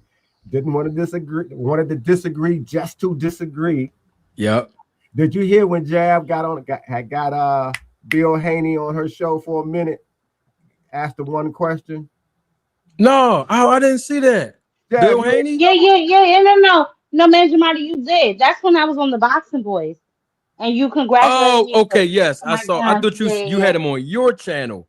Well, no, he's been in my chat, but he never Yeah. clicked the link. Yeah, he's He's been scared in to my click chat the like link. maybe 2 times. I want to say he's been in my chat, but he's never Yeah. clicked the link. The same with Brian Norman Jr. They've been in my chat, but they've never clicked the link. So Yeah. I don't worry about stuff like that anyway. He was Mill City tried to drop me the link when Bill was on and when other people were on, but I don't go over there because for one, I'm exclusive. You can't get me to open my mouth anyway. You know what I mean? That's number one. I mess with the people I mess with and I keep it moving. Not to say that I don't. It's just it's a lot of foolishness going on some of these other platforms that I just don't entertain. mm, And more importantly, I try to keep some level of integrity. A lot of these platforms, they just go left, right, every which way, and just whatever for views. I don't subscribe to that type of stuff, especially if you're not being truthful. So it's only a few platforms that I will go and speak my opinion on, and that's just the facts. Um, so I don't really be everywhere, but he has been on my platform maybe 1 or 2 times and been in my chat talking crap and saying whatever the hell he want to say. I ignore him because he knows what it is 1 on 1. He don't want to really rumble with this B. You know what I'm don't saying? want to bubble with the I don't beat. already he don't want to rumble with this B. We don't already had our back and forth, and he know what type of time I'm on, so he leaves me alone. He may come and spit his nonsense every once in a while, but he don't he don't really do too much. Speaking of trolls, there is a KQKC boxing net in the chat, and I Oh. know what KQKC Boxing Network's logo look like, and I know what his picture of his profile look like. I don't think that's him in a live chat. I see this person trying to put KQ's face in the what's the name, but I don't think that's him. I think somebody's trolling. That's not him. That's not him. That's That's not him at not all. KQ right there. So people, No, he's no, no, saying it's what's up not. to everybody. That's not him. See That's that not this him. is what I talk about. For what? What? Yeah, that's not him. That's That's not so him. sad, bro. Somebody trolling right now using the OG name. And it's Yeah, that's crazy not because him. it be only men. It's not even women that troll. It's men. That going to show you what type of time boxing is on. So, Yeah, I but don't that's what know. that media do to you. Speaking of what's boxing on, let's talk about what's boxing on this weekend. Keith Okay. Thurman, the man haven't Mm-hmm. fought. Well, I'm gonna call him 2 times because he only fought 2 times in 5 years. But he can turn the clock back, right? By being 1 time again. Even though he's older, even though he has not been as active as Fundora. You think Um, so? I mean, Fundora has been very active in the last No, five I mean, do years you think he compared. can do it? No, I'm laying a foundation because I want to hear what Oh, y'all okay, think, okay, right? So okay. Fundora, on the other hand, the man is 6'6", 80-inch reach, which unfortunately might not mean anything because he likes to fight on the inside. So he takes his own reach away, right? He limits his ability to fight on the outside, to use that effective jab, use that reach advantage. And if he gets close, Keith Thurman might land that overhand right. And his jaw has been tested. Can either one of these guys, particularly Keith Thurman, can he get a knockout? That's my first question to both of Ooh, y'all. Starting with you, Jab ooh. Queen. Ken, is it possible Keith Thurman, because he's been practicing that overhand right, can he knock out Fundora? Can he get the knockout? Um, Anything is And possible. But I'm gonna be honest, I don't think so. Pandora, unfortunately, for those who don't like him, including myself, has been getting increasingly better with his inside and outside game. He's learning how to fight behind his jab, which sucks for anybody because his reach is ridiculous. When it comes to Keith Thurman is what, 37 years old? He's like 5'6", 5'7". Um, he does have the boxing IQ. He does have quick hands. And he has a little bit of power, so he's gonna have to utilize his footwork to get in there and land some sort of like angles. And I wish more people would go to the body when it comes to Fundora. He's definitely gonna have to work that body, and he's gonna have to land major blows to even gain his respect. So I don't know. I'm not very optimistic for Fundora. I just don't know. If Keith once upon a time, can't slow Fundora down early with some sort of power, then that type of relentless pressure that Fundora brings, ooh, that will probably overwhelm him by like the mid to late rounds. Mm. Mr. Greg, I mean, what you think? I mean, I got a Keith lot. Thurman is 37 years old. Yeah. But he still got.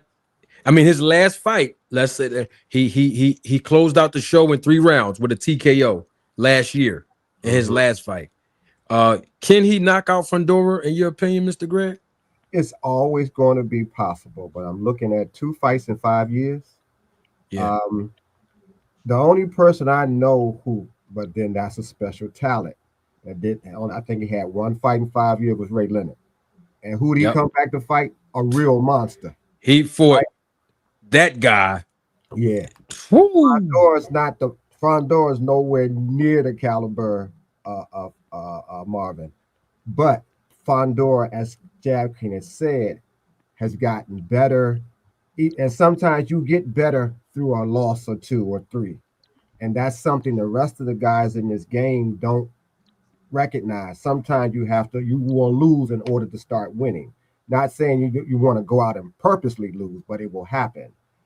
Um, Keith is 37. How much is actually there with another type of fighter who's tall, rangy, has a little power, wants to engage with you like Fundora? So that's the first question. Who's training Fundora, and what is the game plan to beat Keith Thurman? The obvious one would be just keep him on the outside and just eat him up with, let him come to that front door and face and get hit with jabs. Sometimes you're not going to necessarily knock Keith out, but you can beat him up just using the jab if that's how they train for 12 rounds. If you're not trying to go for the knockout, just beat him His up. father's training him. His father?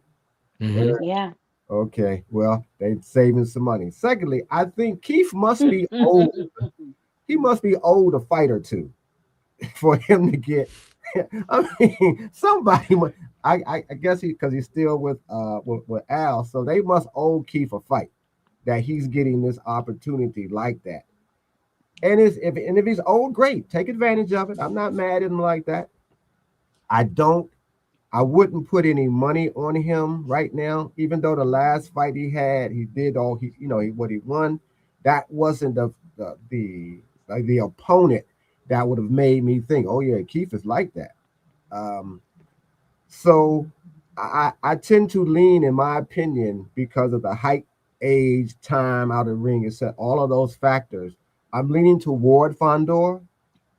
Keith's got a chance. I mean, he might come in and land the punch that he needs to win in the first 2 or 3 rounds. Or he may find, as I said, if Fondor is prepared for the unexpected, ready to take Keith's punch when he gets hit with it, and just use some type of jackhammer jab. I know most of the guys don't want to look flashy, but you can look good if you learn how to throw a jab, like say Larry Holmes, or you can look real good the whole fight because we can see it. But that remains to be seen. But I'm going to lean toward Fondor in winning the fight. I hope Keith can win because, of course, that's going to put him back in the driver's seat for a bigger fight. And I don't dislike Keith. I just wish that he was fighting more so we could all of them, I wish they was fighting more, but so we could see more of what they can do. I don't think we've really seen what most of them can do just on the fact that they don't fight enough. So we have to go about on what we see. We talking about Keith's last fight last year, and that's par for the course. We see him most of the time fight once a year. Rolly is an exception, and I know I'm segueing over to Rolly, but Rolly. No, we talk about Rolly too. Rolly was also one of those who you do see, even though he's lost a few, has improved each time he come into the ring. So whatever it is that he's doing to prepare him like that, that's great. I hope they continue that and he continues to get better and better. I don't know if Keith is on that same track with whoever's training him, but we'll see. Because I was going to ask about what you thought about this fight. And Devin is coming up too, right? We don't know what Devin's doing. We don't even. Yeah, so we don't know what the hell he got going on. I saw you said that, but I didn't get a chance to say what did David do? He ain't fighting nowhere. So what he popped dirty or something? Or? I'm waiting for Bill Haney and Devin to come out and just say. I don't think Manager Marty knows, but he being stingy and he don't want to tell us what's happening. If somebody send me a super chat, I might say something, Mr. Grant. Let me hold on. Stop playing with me. Let me no, don't send me a super chat. I need to know what's going on. Here's the thing about the super chat. Jab Queen, here's the thing. Don't play with me. No, here's the thing, Jab. Even if you sent me the super chat and I said it, the amount of money that Bill Haney and I'm gonna sue me for, it ain't gonna equal it. It ain't gonna equal it. You don't know that. Don't question mother money. You don't know mother money. Don't play with me. I know you got money. I'm just saying, or even something else will happen, Mr. Greg, because they run around jumping people. They might jump me. They might jump me. I don't want to get jumped, man. I don't want these guys to jump me. I wear glasses. I don't want these guys to roll on me. Can I send you a number of some good attorneys? Please, no, send me. Stop playing with me. Stop playing with me. I don't know nothing. Hey, Jab Queen, why you do that? Read my damn super chat. Stop playing with me. Jab Queen. What? Listen, y'all. Jab Queen. Listen, y'all. I'm gonna put it out there. Jab Queen just sent me a $2,000 super chat, y'all. I'm gonna put it on your screen. Bam, there it is. Stop playing with the 2,000. Don't play with the 2,000. No, seriously. Look, when you said that, I crossed. I said, "Oh, did I press the wrong number?" Double salute to Jab Queen. Thank you, Jab Queen, for the super chat. Jab Queen says, what's going on? She wants to know what's going on with this whole Devin Haney thing. Here's the thing. I didn't get the full story. That's all honesty. I didn't get the full story. I got bits and pieces, but I can't say by who. I'll just say I have bits and pieces. I don't need to say by who, but I need to know what's going on. I have bits and pieces. It's not steroids, though. I'll tell you. I know that. I know. Oh, I don't believe that for a second. Honestly, I never believe. Oh, you know if it was that. Woo! You know I've been the first one to break protocol with that one. no, they didn't do nothing. They didn't do nothing egregious. Hold on, 2 cents in the background. Hold on. What's going on, 2 cents? 2 cents. 2 cents. What's up? What up, Manager Marty? What when up, the last time you seen this panel? 2 cents. It's been a minute. I say, let me hop up there. It's been eons. Yeah, we back. So what's going on? I just hopped in. What we chit chatting about? Well, I'm asking. We talking about why Devin is suspended. No, we not. We talk about why. Yes, we is. We talking about Keith Thurman and Fundora, and I want to know if Keith Thurman or can Keith Thurman knock out Fundora? Because we've seen him get knocked out before. That's what he's talking about. I'm talking about why the hell Devin suspended. That's what he's talking about. I want to know why Devin. Oh yeah, why is Devin suspended? I thought it was a short suspension, and then I'm hearing this indefinitely. No, it's April. He's suspended till next month. No, they changed it. Huh? They changed it to indefinitely, Manager Marty. Oh, they did? Hold on. My source didn't even tell me. That's what I had heard. Let me call my source real quick. Just check the box rec. No, I can't go. No, I got it. Listen, I'm the one that put it out there before BoxRec put it out there. Oh, I gotta call my folks. I'm gonna wait till after the show. I didn't know it Yeah, was well, indefinitely I mean, changing. Susan, what's going on, no boo? You saw that the Elite Act was revised. You saw that passed, right? It passed in the Senate. Now I gotta go to the House. Yeah, well, yeah, but now they're waiting basically to put it on Trump's desk, basically. No, it still gotta go through one more. You gotta go through the House. Yeah. But basically, it's gonna pass because it passed earlier today with flying colors. So basically, they're just going through protocol before they put it on Trump's I desk. mean, they didn't really get no pushback. Nobody really did shit. It's like nobody cared. Nope. Everybody complained about it, but nobody did nothing. Nope. It seems like they're not worried about this. I don't know. It's weird, but I guess that's just boxing. Like, we'll see what happens. I know Zoof ain't been in existence in a year, and they already getting sued for $1 billion. So we'll see how that go. Talk about it, because I'm definitely dropping a video, Boxing Dirty Secret, how Frank Warren's suing the shit out of them. And Yeah, Don Frank King is Warren. suing their asses too. Don Yeah, King Don is suing King them and too. yes, Don King and Frank Warren. Frank sued them And for the $1 billion. SEC about to be on their ass for insider trading. Really? Marty, I didn't see Yes. that. Marty, Shut Yes. up. I'm seeing somebody called Old Head Greg who has my picture. What? What? What happened, Mr. Greg? I'm seeing It's a somebody. troll. Yeah, I'm seeing somebody in the chat. I'm getting him out of here right now. It I'm says getting him Old the Head fuck out of here Greg right now. has my picture. I'm getting his ass out of here right now. You tried it. You Damn, tried somebody it. playing Get with the the fuck out of troll. They here, bro. trolling. They trolling. Already. He's out of here. He's out of here, Mr. Greg. He's out of here. Damn. Out of here. Don't even worry about that. Out of here. This is my first day back in a long time, and y'all already playing with the channel, But man. I still see him, Jab, because he's asking to drop the link. I link just at the deleted top. him. Refresh your screen. He can Refresh still your click it. screen. I deleted him. No, he He can can't. still click I the link. deleted him. Oh, Yo, what happened No, to he 2 Cent? cannot. well, he don't need to click the link. No, Two you know we Cent. on troll alert. Oh, Mr. Greg went off. Oh, Mr. Greg refreshing the screen. We on troll alert. We ain't worried about him. Can y'all hear me? Oh, there go Mr. Greg. Right Yeah, Yeah, I can hear but you. I got Fundora stopping Mr. Keith Greg. Thurman. I think when people think about this fight, they think about what one happened? time. What happened? Once upon You a can hear time, maybe. I can hear you, Yeah, I Susan. think they think it was one time. No, this once upon a time. Like, I think Keith, I think he Okay. stopped the first time in his career.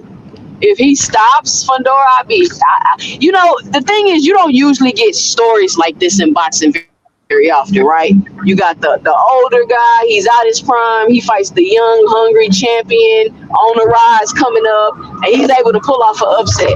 If Keith Thurman is able to provide that type of experience for me, I would love it. That'd be great, because you don't get experiences like that in boxing too often. But I don't think Right. Keith Thurman's gonna pull it off. Like, he hasn't been active enough. When I watch him work out, he just looked like somebody's uncle that's trying to stay in shape. Like, he just, Yeah, I saw that. it's not the same. It's not the same.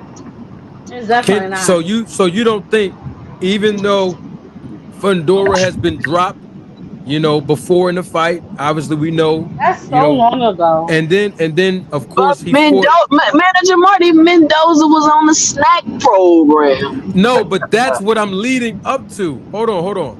That's what I wanted because that's what I was leading up to for the knockout. And since you brought it up, Are you driving or something?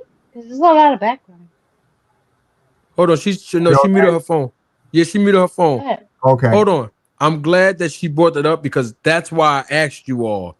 Do y'all think that Keith Thurman can knock out Fundora, because we've seen him knocked out before? Now the reason why I asked that, because he did get knocked out before, I wanted to show Mr. Greg 2 cents.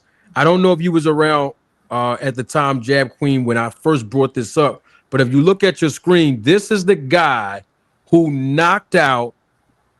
I saw that. I didn't see it on your platform, but I did see that. Yeah. So he knocked out Sebastian Fundora when they fought. And by the way, his name is Brian Mendoza, and Brian Mendoza will be on the undercard of this event. just so people can know. He Yeah. will be fighting in the 10-round fight. This is him. Hmm. So when you see Yeah. him, on Saturday evening on the undercard, check his trunks to see if he has the Snack logo on there. I doubt if he does. Nah, he left However, Snack. He haven't been with Snack his last couple fights. yeah. So in that, watch this. Look at his physique. That's him on the Snack program, and you know this is not AI. You know I don't do the AI thing.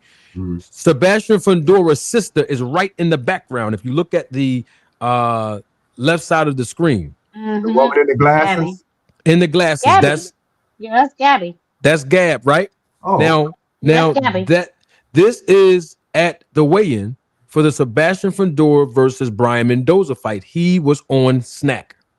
His physique looks like Devin Haney's and Lex Luger, by the way. Okay, Mhm. but let's look at what Brian Mendoza's physique looked like before he called Victor Conte and joined the Snack program. Bam! Go and look at your screen, mm-hmm. and you see his boxing trunks. There's nothing that says Snack on it. Right. This is how Brian Mendoza's physique looked before he joined the Snack program. Then he joins the Snack program, and in his first fight with Snack, this is his physique, and then he goes in there with one punch knockout power and knocks out Sebastian Fundora. Uh-huh. So in that's the reason why I was asking, hey, do y'all think that Keith Thurman can do the same thing that Brian Mendoza did? Because by No. him being knocked out, maybe his chin is softer. That's the reason why I asked. Even though Brian Mendoza was on the Snack program, and we know his performance was definitely enhanced. Well, Brian, I'm sorry. The one of the other things to think about with not Brian Mendoza, but with Fundora, he gives you his chin to also hit him. He because does. he leans in. He doesn't use his height, so it could be possible that one of the reasons why he was getting chin checked is because he helped you get to it. Mhm. In this Mhm. fight, will he now not do that, knowing that Keith does have the power, or at least supposedly had the power to do it? And will he fight Keith tall, keep him out of range, and just make him eat jabs? It depends on if he fights that way. But I always look at what the fighter who's losing or getting hit, what he is doing or what he's not doing, and if his corner sees it in time and do they correct it? That's all of those are factors. Just like when we talked about when Devin couldn't get out of the way of Ryan's hook. What was Devin doing and what was his corner doing the entire time to correct that? So the same thing would apply to somebody like the way Fundora fights. Are they now teaching him to use his height? Will he do that and make it more difficult to reach his chin? We'll see. But I think that's the way to go with that. In terms of when you're analyzing, you can also make that a factor as well. That's just my take on it. Yeah, I agree, Mr. Greg. But old habits do die hard. Mm-hmm. If that's Mm-hmm. something that he is accustomed to doing, or if that's something that he's used to doing, it's going to be very hard for him to switch up, in the middle of a melee or in the middle of, keep trying to basically break him down. When old habits come in, Yeah. Keith Thurman is going to have to learn how to capitalize on those moments. And it's not going to be easy. It's definitely not going to be easy because Pandora is a hard puzzle for a lot of people to solve. Why a lot of more people don't go to his body, I will never understand when that's just basically wide open with a target on it. And I get it. You have to kind of find your way inside. But nevertheless, that is going to be something that Keith Thurman has to definitely master. He's going to Well, have to well, let learn me, how to get in and get to that chin.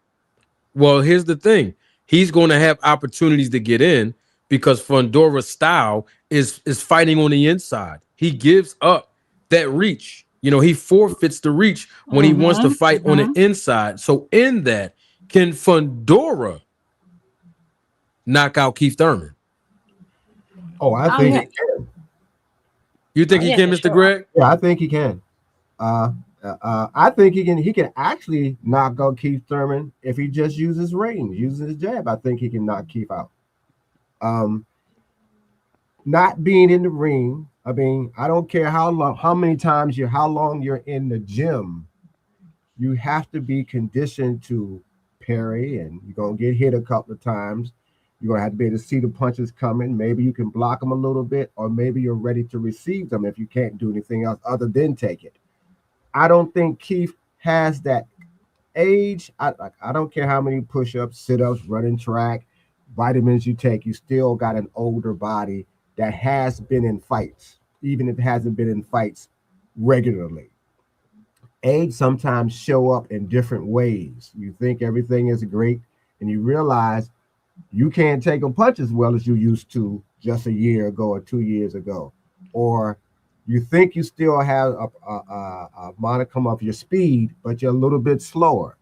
You feel a little stiffness in your arm for some reason. That's not because you haven't trained anything. That's just because your body is saying, we ain't doing this too much longer. And that's a warning sign that you're going to get it. Every person, every athlete I know will experiences all of those kind of things. And sometimes it's during the course of a performance. You realize, damn, I can't really do this like I did it last year. So all of those are factors. That doesn't mean it will happen.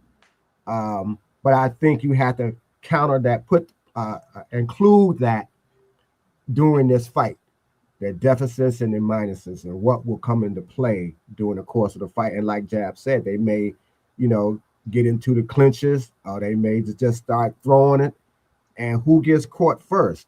The person who's faster, the one who's open, the taller one or the shorter one. You just never know, especially when you get in a firefight. Well, Keith's like, I'm not trying to do this no more. Or with Fundora said, I done been down here before and it hurt. Let me back up. So you just never know. I think it's a worthwhile fight to see. I like to see all the fights, basically. Like I said, Keith was old to fight. So that's why he's probably getting this fight. But if he wins, that turns up the apple cart a little bit, because now he becomes a factor. And who would be next? So then you got to go through that being in position stuff again. It may take another year for him getting in position to get a fight to defend the belt that he will win. So basically, this fight can end basically two ways: Fundora by knockout, or Keith Thurman by knockout. Yeah. I mean, do you think? And this is for you too, Jab. Do you both think, either one of you, think that there's a possibility that this fight can go 12 rounds and it can go in Keith Thurman's favor, or it can go in Fundora's favor? Do you think this can go the distance, like the 12 rounds? Either guy win. Ooh. I lean. I'm sorry. Yeah, go ahead, Jack. No, I was just saying that's definitely a tough pill to swallow. I honestly don't know, because I don't know what Keith Thurman is bringing into the ring. It's a little bit of ring rust, it's a little bit of old age, it's a little bit of everything. I'm sure he has the will, to try and get through it. But we're gonna see how he takes from door punches. We're gonna see how they, what type of skills they bring in from their training camp. I know that Fundora is basically damn near blind almost. So we definitely gonna see. But for Keith Thurman to be punched on for a whole 12 rounds, I don't know if I put money on that. I really don't. Well, I definitely still lean toward, in terms of what the question just asked, I lean further toward Fundora than I do Keith. That's just how I feel about this fight, because of all the factors that we spoke on so far. I still lean toward, if it goes 12 rounds, I still lean toward Fundora winning in 12 rounds. Is that the detail that we haven't seen in a while? I had to put it on the screen because I wasn't sure. I wasn't sure if this was my brother. I don't know. Is he coming up? I don't know. I think that's him. I know I know that logo. Yeah, I've been wondering where he been because he came up I think it was last year where he said he came up because we Hold was on, we're gonna see if that's really him. okay. First of all, double salute to my brother D-Town Boxing, whether that's him or not. I think it's him. But if it's D-Town Boxing, if it's really D-Town, the real D-Town, because there was another D-Town that tried to use my brother's name. They tried to use my man's name. If this is the real, too. Huh? That other D-Town spazzed out on you, if I remember correctly. Yeah, he did. Okay. If this is the real D-Town Boxing that me and Mr. Greg think it is, I think it is. I know that logo. D-Town, can you click the link, bro? If that's the real D-Town Boxing, click the link. Yeah, Jab Queen, you was talking to me? I was gonna say, yeah, thank you so much for letting me up, but I gotta get some rest. I gotta go to work in the morning. So I appreciate you so much for letting me on the platform. Anytime. And you and Mr. Greg have an amazing night. You do the same. Thank you, Ty. I appreciate you supporting me and for sure. everything. Thank you so much. For sure. Of course. Thank you. Right. Do you know this? He's saying okay. That's my brother. I know it was him. Yeah. He gonna click the link though. Yeah. We gotta talk. We gotta talk. You know this dude, William Moles School at 7016. Yeah. That's William Moles. That's William Old School. You know who that is. Okay. Yeah, that's William Old. We're asking. They might not know what's going on. There's a couple of trolls that was in the live chat. So some people were stealing other people's name. Like somebody stole Mr. Greg's picture and put and put OG Mr. Greg up on this, so we don't know who's who right now. Right. So that's why I'm asking D-Town to come up, man. Fundora, Keith Thurman. That's where we are right now. Right. We know that Keith Thurman making this resurgence. The guy's 5. I think he said he was 5'8" or 5'8.5", and Fundora's like 6'6". So there's a height disparity. There's also a reach disparity. Sebastian Fundora has an 80-inch reach. A heavyweight reach. The problem that I see in that is that he don't even use it often as he should. Right. Usually guys that have that height, they like to fight tall, but they keep their chin up in the air and they use their jab. The problem is that Fundora does fight tall. He does keep his chin in the air, but he don't use the jab a lot. He uses it, but not a lot. He wants to fight on the inside and throw hooks and uppercuts. And he's been very successful at doing that. Right. So hold on. This is my guy right here, man. D-Town. Man, that ain't him. They got us, man. Oh, that's my brother right there. That's him.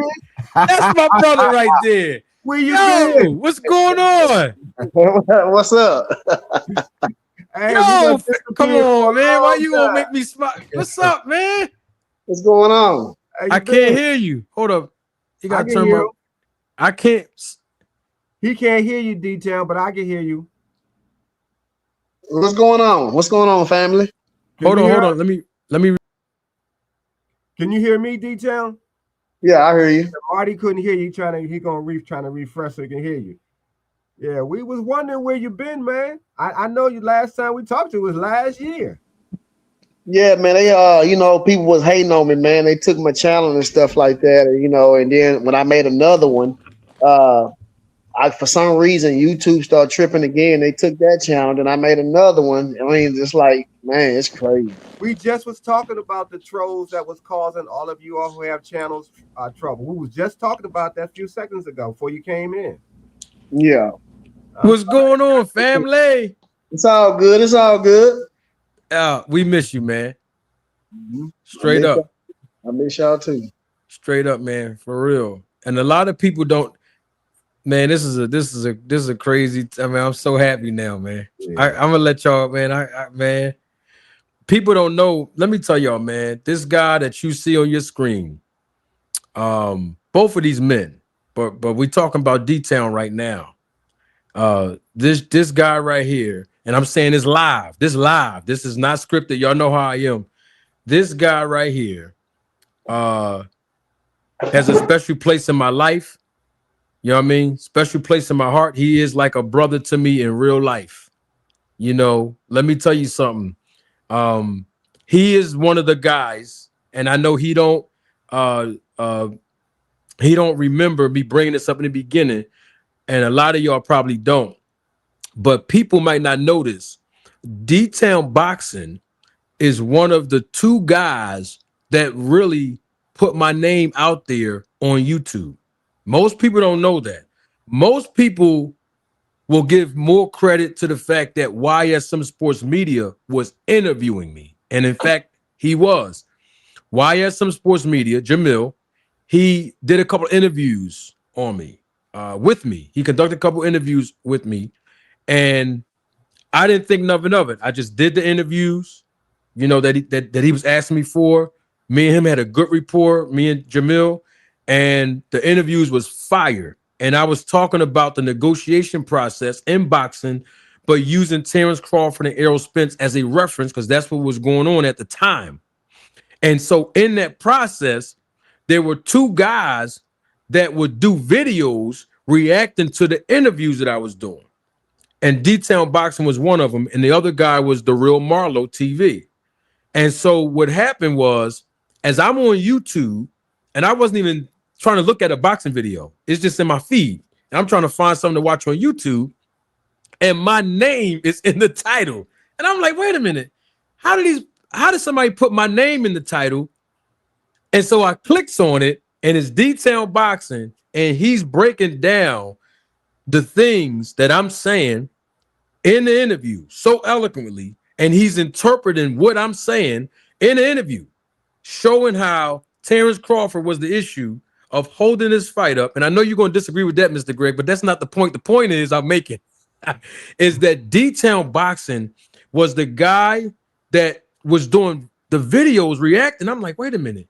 If he can interpret what I'm saying, if he understands what I'm saying, maybe I need to do my own channel and really let people see that what D-Town is doing and what The Real Marlowe TV is doing and what YSM Sports Media is doing, they the ones that's putting me on the map. So I can't sit here and take all this credit for this channel.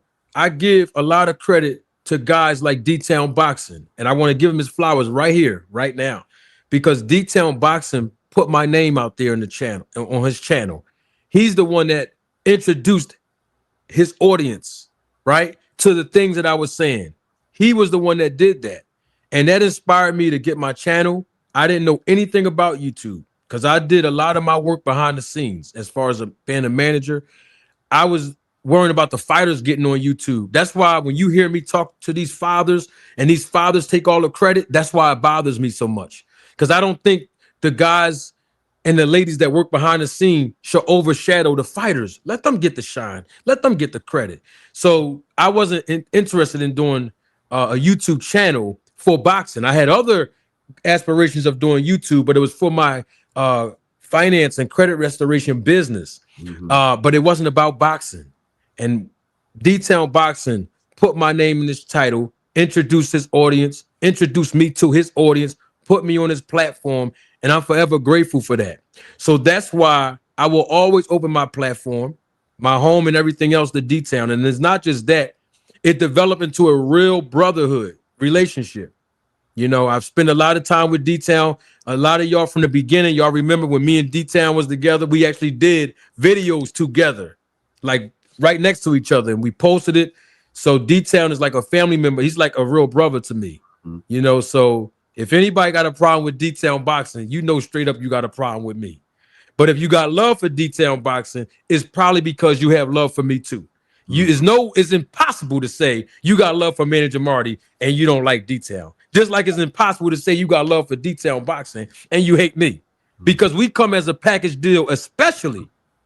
And I hate to bring this up because D-Town wasn't here, Mr. Greg. And I got to take my glasses off and say this because I'm controversial, but I'm real. I have all love and respect for Dean. But Dean says something and it's not a knock on Deem, but Deem says something, and I want to make sure I correct Deem right now. No disrespect, but Deem said that he was with me from the beginning when I brought up the snack program and Victor Conte. And I want to correct everybody that heard that. It was not Deem that was with me from the beginning. First time I'm saying this, but D-Town's here, so I can say this. It was D-Town Boxing.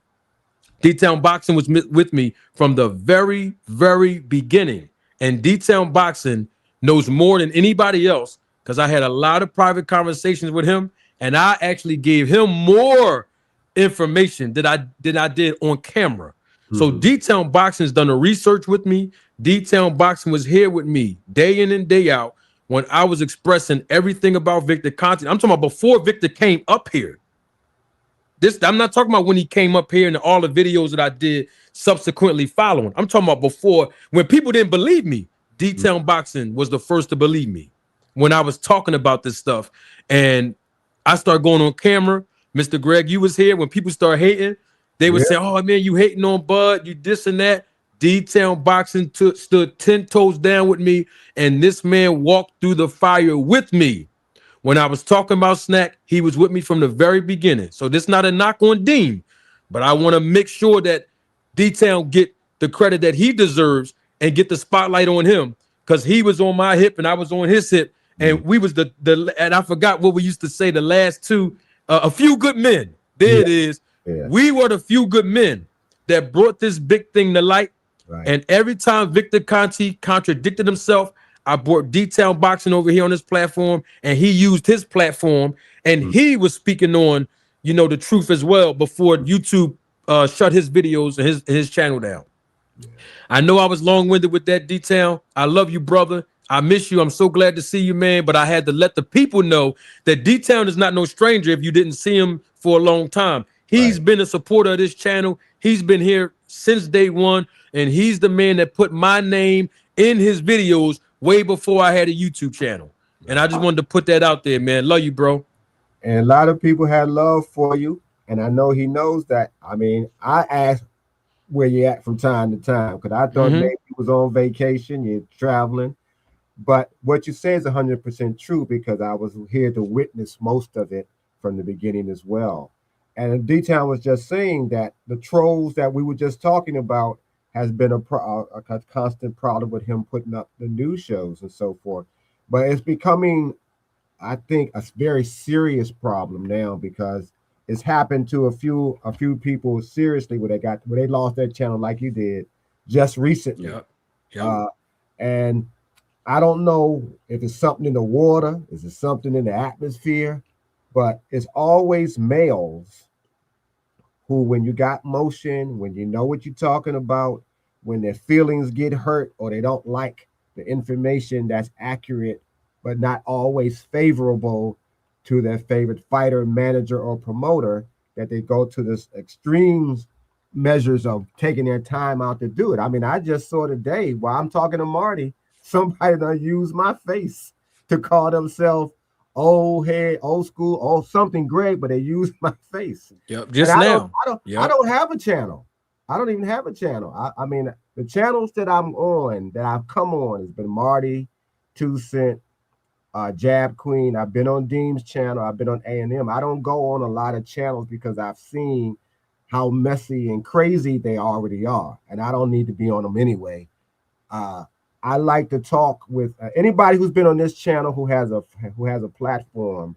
I already know they have a good platform, because you can't come over here talking crazy and then go somewhere else and be a whole different person. So that's why I said that detail. We wasn't sure if it was him. But the Spirit of God let me know when I seen that logo. I said, no, I know that's the real D-Town. I know that's him. And before you said okay, I said, yeah, that's him. That was some D-Town, man. I know I went long with the, but the floor is yours, brother, man. Yeah. Go ahead, let us sit back and watch. Man, you the man, brother. You know, I was doing something a few minutes ago, and someone told me just look on my phone, and I looked on there and I seen you going live, and I seen my Uncle Greg on here with you and stuff. And I was like, man, let me go ahead and I told my buddy that was online with me. I said, look, bro, I gotta go. I gotta go. I gotta go ahead and hit my brother up and my Uncle Greg, man. Just go ahead and holler at them and stuff, you know, and get in here and let them know that I'm still here. You know, let them know that, you know, I tried multiple times, you know, to get my channel and stuff. It's like they just was taking them. I'm like, I didn't even do anything, you know, like what's the point? I haven't even violated, did anything. It was just taking them, you know, and that kind of drains you because you got to go through a lot to try to get channels and try to build it up. And then they just snatch it, you know, once you get like, because, you know, I had like almost 3,000 some subscribers. Yes. Doing good. And then they took it. And then I had started over. And that's when Manager Martin and everybody was like, hey, you know, this D-Town new channel. And then they had gone back up to like 300 something. They took it. And I'm just, you know, it's like, what's the point? You know, I mean, I want to come in. I want to support. I want to do these things. But you know how you just keep getting knocked down and, you know, God tell you to get back up, dust yourself out. But, you know, I also have my, you know, my own little business on the side I do, and also work and, you know, just do all kind of things, you know, doing things around the house, doing things with my kids and with my mom and dad and stuff like that. But yeah, I had to get in here. I had to let the family know and all the people that's watching right now, let them know that D-Town still going strong. You know, I'm gonna try to make another channel, even if I have to get on her with my brother, support him or whatever the case is. But I'm still here. Hey man, that I've noticed, because I've had it's crazy that I'm at this age, but I had a problem on Facebook just a few months ago with this crazy woman who came off of Facebook, researched me, called my wife's place of business, and called me and telling me because we disagreed on some subject matter. So it got personal to her. What I found, though, that there are people who can complain to YouTube or can complain to Facebook, and you don't even know it, but they do it in a way that seems egregious to them. They showing something that seems egregious, and they'll just take your channel, and you don't need, like you just said, you don't know why. It's usually somebody who's made a number of complaints and structured it in a way where they just moved against you. And that's probably what has happened to you and all the other people, that it wasn't something you did. It was something somebody else did, getting at you for some reason. And that's what's going on. And I just put that out there because that is, I like I said, I don't have a channel, but that experience with that particular person educated me that this is some of the things that people can do. See, if I had a channel or something, somebody maybe didn't like something I said, and then they went around and did what they did to you. And not just once, you said 3 or 4 times. Yep. And I still have a channel, but people don't know this. And I will say this. My channel has been shadow banned for the last 2 years. I'm going to tell you something. And D-Town is a content creator. He knows this. You know, D-Town, before you publish a video, you have to put the title up there, the description, all of that, right? I can't even put my name in my own title on my channel. Every time I put Manager Marty in the title of my own video, it's going to come up yellow. D-Town know what I'm talking about. It's going to say limited monetization. And I'm like, it's my channel. It's mine. If I put my name in my own title, it's going to limit the ads that's placed on there. So I don't even, once I see that, I got to take the video down, put a whole nother title on it, but I cannot put my name in it. My channel has been shadow banned for 2 years. When I get off of this live, even if it's 200 people on here, this is what it's going to say. I got the screenshots to prove it. It's going to say, this live happened 6 days ago. And I'm like, yo, why is it saying 6 days ago? I just ended the live 2 minutes ago. But when I go check, another thing it does, it takes my whole live 24 hours before it actually uploads. Like when I get off here in the morning, it's going to say uploading. And I'm like, yo, I'm telling you, look at my viewership. you know how I say the viewership is increasing exponentially? The viewership dropped exponentially. You know, it is. I mean, I didn't go from 500, 1,000, 100 views, 200 views. Come on, stop playing. The quality of content, and everybody knows what I do, and in the demographic that I have. I'm not complaining. I just know that even though I have a channel, my channel is definitely shadow banned. I guarantee you that. But I still do it. Like I haven't been live in a while, detail. So you didn't really miss a lot. This is the first time in months. Like when I say months, right, Mr. Greg, that I've done a panel. I've been out of the loop for a little bit, but we back now. Details here too. Yeah. Oh, it's over now. We back. And just because, and look, I gotta say this, because he was here. He was here from the very beginning when I talked about snack, VADA testing, Victor Conte. He was here when I had Margaret Goodman here. And people don't know this detail, but I'm gonna break the news now. When Victor Conte ambushed me, Mr. Greg, you was here. You was on a panel that day. Right. He ambushed me. I didn't know he was coming over here that day. Unbeknownst that, you know, Richard O'Neill lied and said I knew, but I did not know. And it was crazy because when I told you all, Mr. Greg, can y'all please, you know, jump off the panel? This is the real Victor Conte. Right. Before I let him on. Detail Boxing was in the background backstage. And I was going to let him on.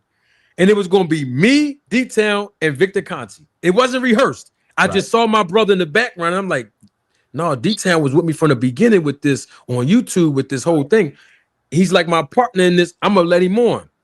And then D-Town jumped off and texted me and said, no, brother, no, you take over because it would be more of a confusion. And that was a very wise move that he made because look at the traction that we got from Victor Conte and I one-on-one.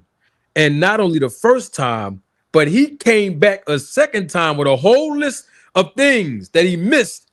Well, I caught him lying a couple of times, but he came back the second time with his list of things that he realized, oh, I shouldn't have said that. I shouldn't have, you know, he caught me, you know.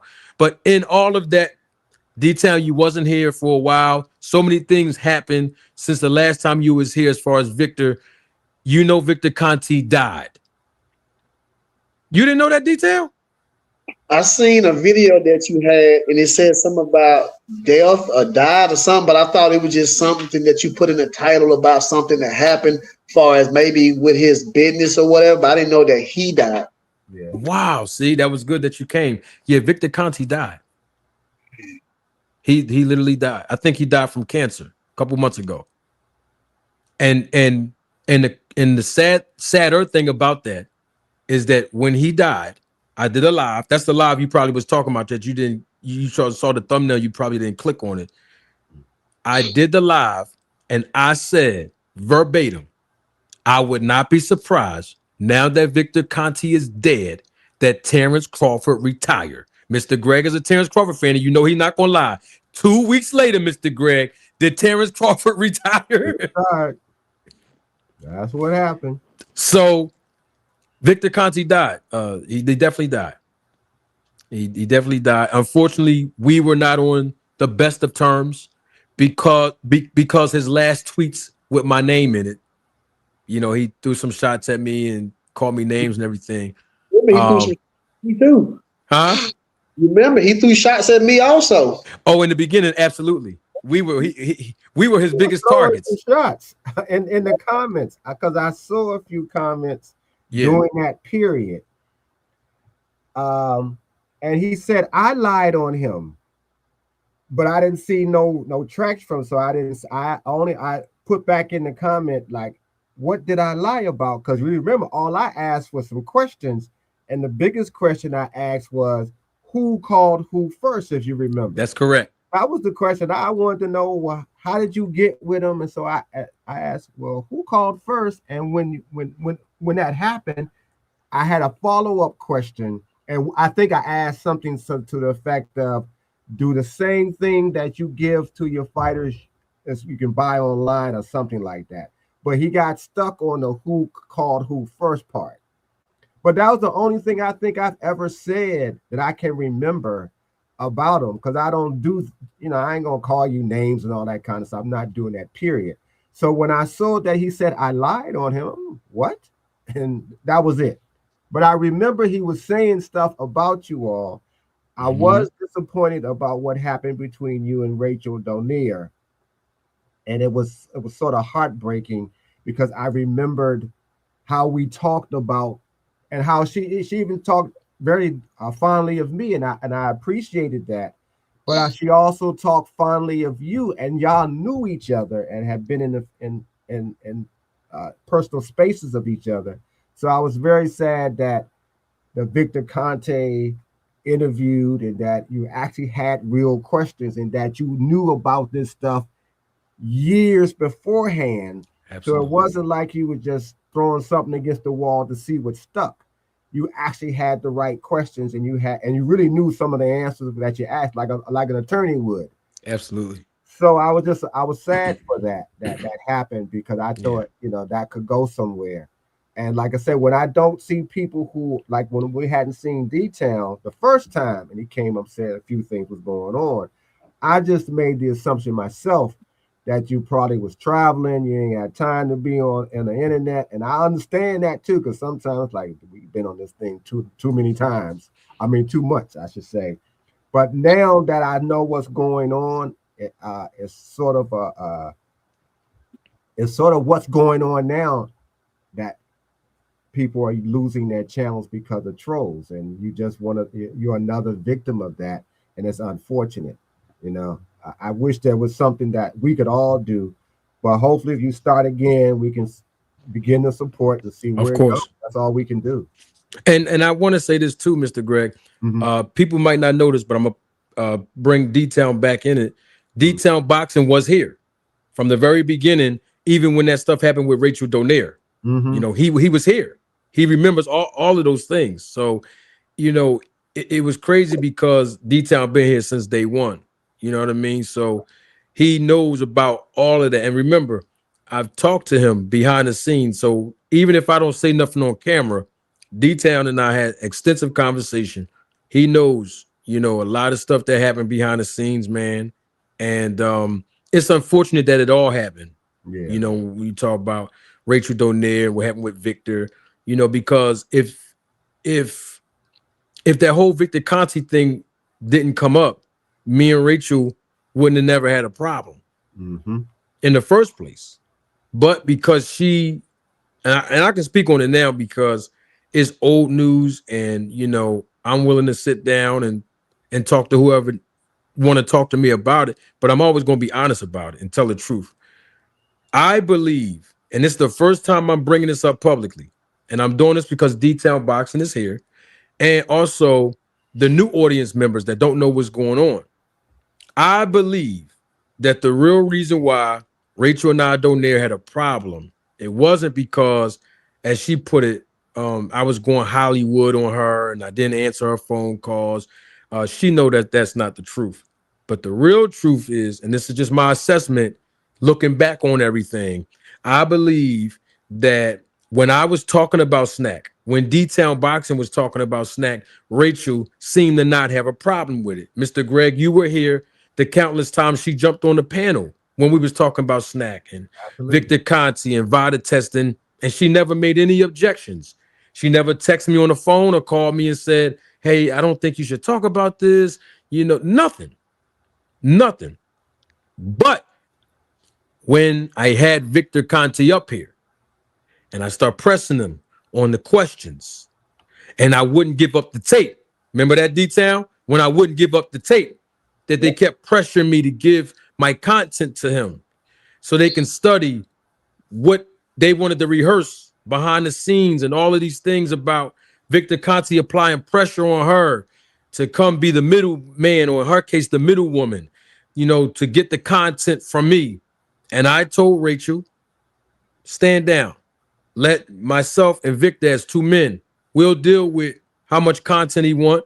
If he want a copy of the interview, that's fine. But, just like other content creators, I got to chop up certain pieces of the interview and put it out in small increments, just like everybody else do, opposed to me putting out the whole entire 2.5 hour interview. They had a problem with that. And then it turned into, well, you're not being a good friend, if you don't give the video up. But like I told Rachel, you're a married woman. I think you should focus on your family and don't let Victor Conte and his urge, and his desire and his zeal to get more information out of me, to see what I know, to see what mistakes he can counter off from what he said to me authentically the first time. Don't let that get in the way, because he's going through you to talk to me. And then now I feel like I got to go through you to talk to him. And I don't do business like that. I want to talk to the person directly. I interviewed the man directly. I don't have to go through Rachel Donaire to talk to that man. We had each other email address. We had each other phone number. So why do I got to go through a woman to talk to a man? That's just me. Why do I got to go through anybody for that matter to talk to Victor? Okay. She told me before Victor even came up here, and D-Town knows this is the truth, that she haven't spoken to Victor Conte in over 10 years. But it seemed like they were best friends when that situation happened, when them videos started, when them videos was flying off the handle, slice by slice, all of a sudden now they became best friends, which is fine with me. But the thing about it is this, and I'm going to take my glasses off because I got to give you entertainment with this. I think that the hot and cold game was happening, where when me and D-Town Boxing was cracking this case wide open, I started getting hot and hot and hot, and then hotter and hotter and hotter. And then questions was going to have to start being asked to Rachel Donaire. The same questions I asked Terence Crawford, I didn't ask her. The same question I asked Devin Haney, I didn't ask her. The same questions I asked Andre Ward, I didn't ask her. You see my point, Mr. Greg? See, what it is at some point, if people wanted to know about 24/7, 365 testing through VADA, because that's what was spinning this out of control when I start breaking that narrative down. Right. Now people going to start asking questions of, wait a minute, Victor Conte said that Nonito Donaire was the first boxer in the history of the sport to do 24/7, 365 testing. So if Manager Marty is showing there's an inconsistency and a contradiction with their own VADA testing, then I got to ask some questions to Nonito. Mm-hmm. And I believe, this is just me looking over everything from the past, right? She was trying to preserve the integrity of her husband. And I don't blame her one bit. I just believe the approach that she took. She could have used a different approach that, to preserve the legacy, because at some point people going to start asking, well, what did your husband go over there for with Victor? And his performances started to be enhanced when he was with the snack program too. See, I tried to keep it on the low, like let's just keep it on certain fighters because they're actively fighting now. But her husband came out of retirement and fought on the undercard of the Terence Crawford and Errol Spence fight. So now I got to throw him in there too. See, we can't have picks. And I think at some point when I start getting hotter and hotter, and then D-Town, he's putting, D-Town was adding more oil on the fire on his platform. Victor Conte ran to his platform, disrespecting that man in his comment section. So it started getting real hot. Then I had the CEO and founder of VADA come over here and prove with our own words that there's no such thing as 24/7, 365 VADA testing. They only test 8 weeks prior to the bout, just like their website say. So if that's the case, then how come Victor Conte keeps saying, wait a minute, Nonito Donaire was the first fighter that I sponsored to ever do it?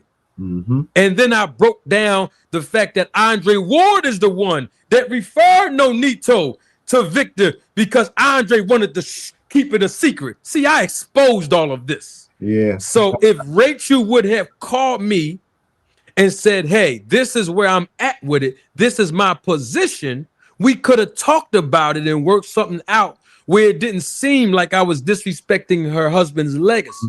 But the fact she went about it the wrong way, lying on me, bringing up my son, who was a teenager at the time, and his legal situation, which she had no knowledge of, and disrespecting the fact that I did a GoFundMe, which only was for $1,200, but I'm not going to tell you how much I actually paid for the legal fees for my son. Oh, I know you went in your But pocket. oh, no doubt about it, because that's my boy. But the point I'm making is Rachel Donaire went the great lengths to lie on my character and disrespect me instead of coming out saying, "Look, Marty, this is where I'm at. I don't want people to disrespect my husband or think my husband is a cheater or a steroid user, and he's not, stuff like." And I would have had to come on the platform and tell the people that. Mm-hmm. But because hit dogs or hurt dogs holler, they didn't have the integrity to come sit in front of me in D-Town because they knew that wasn't true. They knew that wasn't true. Victor knew it, and so did Rachel. And all I'm saying is, don't go out of your way to lie on me and disrespect my character. Have integrity about the whole thing. And unfortunately, Victor's not here to defend himself, but the opportunities have always been presented to Victor to come up here anytime, to say what you want to say, as far as what me and D-Town is putting out, the evidence that we putting out. You understand? And here's the thing. Rachel Donaire, and I said this before, her and her husband, they have their own YouTube channel. Right or wrong, Mr. Greg? Right. Yeah. They never brought Victor Conte over there. Yeah. They never talked about Snack over there. They never talked about VADA testing and the fact that her husband was the first boxer in the history of the sport to do 24/7, 360. Everybody drove the traffic over here. So what I'm saying is, now that the traffic is here, now that I got the listener's ear, now that D-Town is here, now that D-Town had the listener's ear, you ain't had no problem when you was jumping on my panel when we was talking about it. So when it started getting hotter and hotter, and Victor Conte was applying pressure on her too, I'm sure he was, because that's what she told me. I believe that. But the thing is, you can't start throwing shots at a guy who did 16 years of research on this thing and think I'm not going to pull out no fireballs. You just can't do it. Listen, was there also some sponsorship money still coming from him to them? I'm just asking because the same way that Terrence people called and asked for, I think it was 50 grand or something when they called him. I'm just wondering, a lot of the times when people have to cover up, like you just said, to save the name, the integrity, and not get any mud on a loved one, there also might have been. I'm just asking. Yes, I'm gonna answer that question. Absolutely, yes. Okay, so that now makes a whole lot of sense, because when your pockets start hurting in some way or form, shape or form, or someone saying those checks might not come anymore, you start to, okay, I need to protect this income stream. From what I was told, and this is not from hearsay, this is from the people we're talking about. From what they told me, Victor Conte still had a business relationship with Rachel. Not so much Nonito, because they had a falling out some years ago. Right. So they wasn't really on the good speaking terms, but definitely had a business relationship with Rachel, with certain people who gets the snack products from her. She would get a fiduciary reward or compensation for that. Yeah. And all it takes is the right questions. You were asking the right questions. I wanted to ask that some time ago, but I said, let's just see how it plays out. So it makes a lot more sense now that it wasn't just to protect the integrity of a loved one, but also to keep that income stream of however the deal was being structured to continue. You better save. I could see him saying, "You better save this, or this is going to stop over here." You know what I mean? And so I'm sorry again. I'm sorry that happened to you all. Yeah. A lot of the times when you start thinking what you think is in your best interest to do, if you don't think it all the way through, which would have been helpful had when this subject came up, she either had, listen, let me step away because my husband was on this program, or let me get in front of it and say, here's what we were doing. Because sooner or later, the fact that, 24/7 never made sense to me, because you have to have somebody with you every day to test you, no matter where you are in the world. And those vials of blood or saliva, whatever you get, have to be tested. So if it has to be tested every day, if I'm in Europe, who are you using over there? And I know you're not spending the money to send somebody with me every day. So all of those factors never got discussed really about how 24/7 could actually work for any fighter.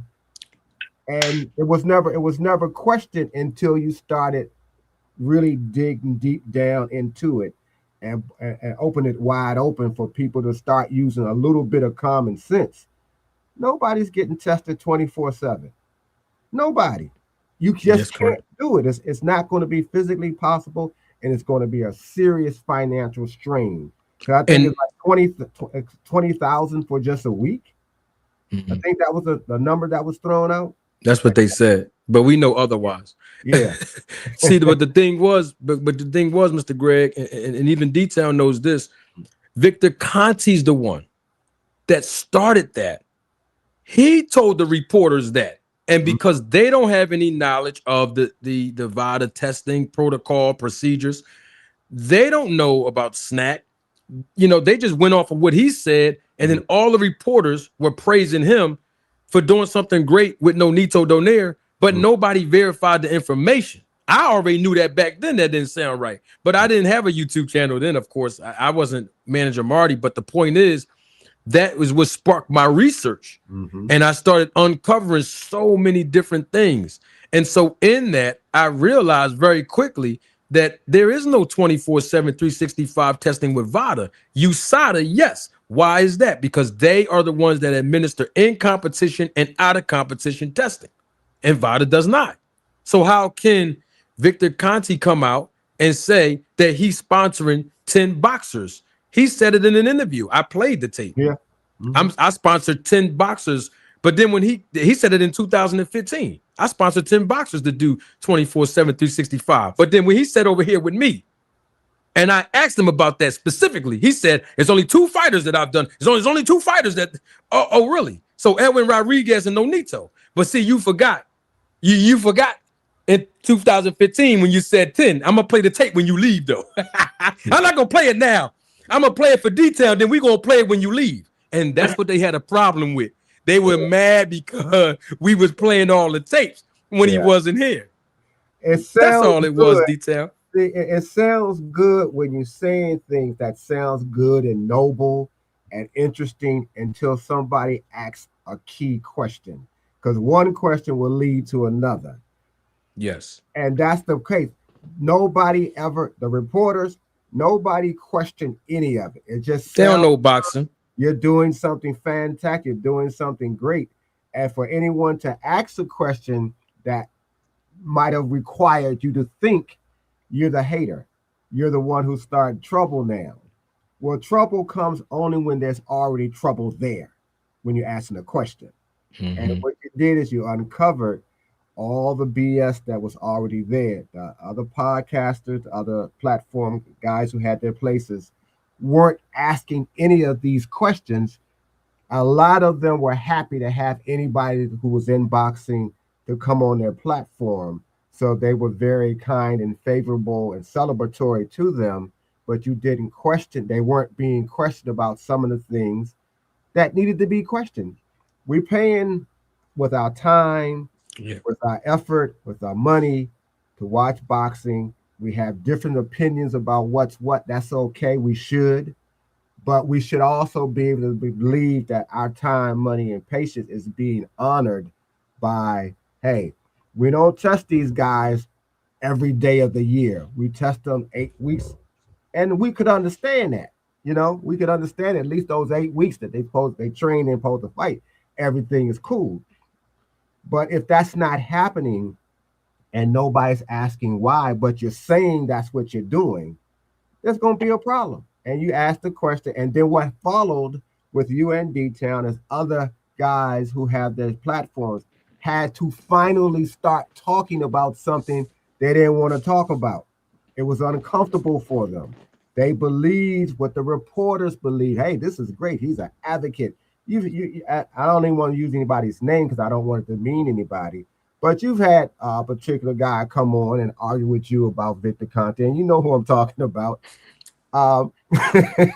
You know, and he's probably been on Details channel. He probably done had to get him out of there one time as well.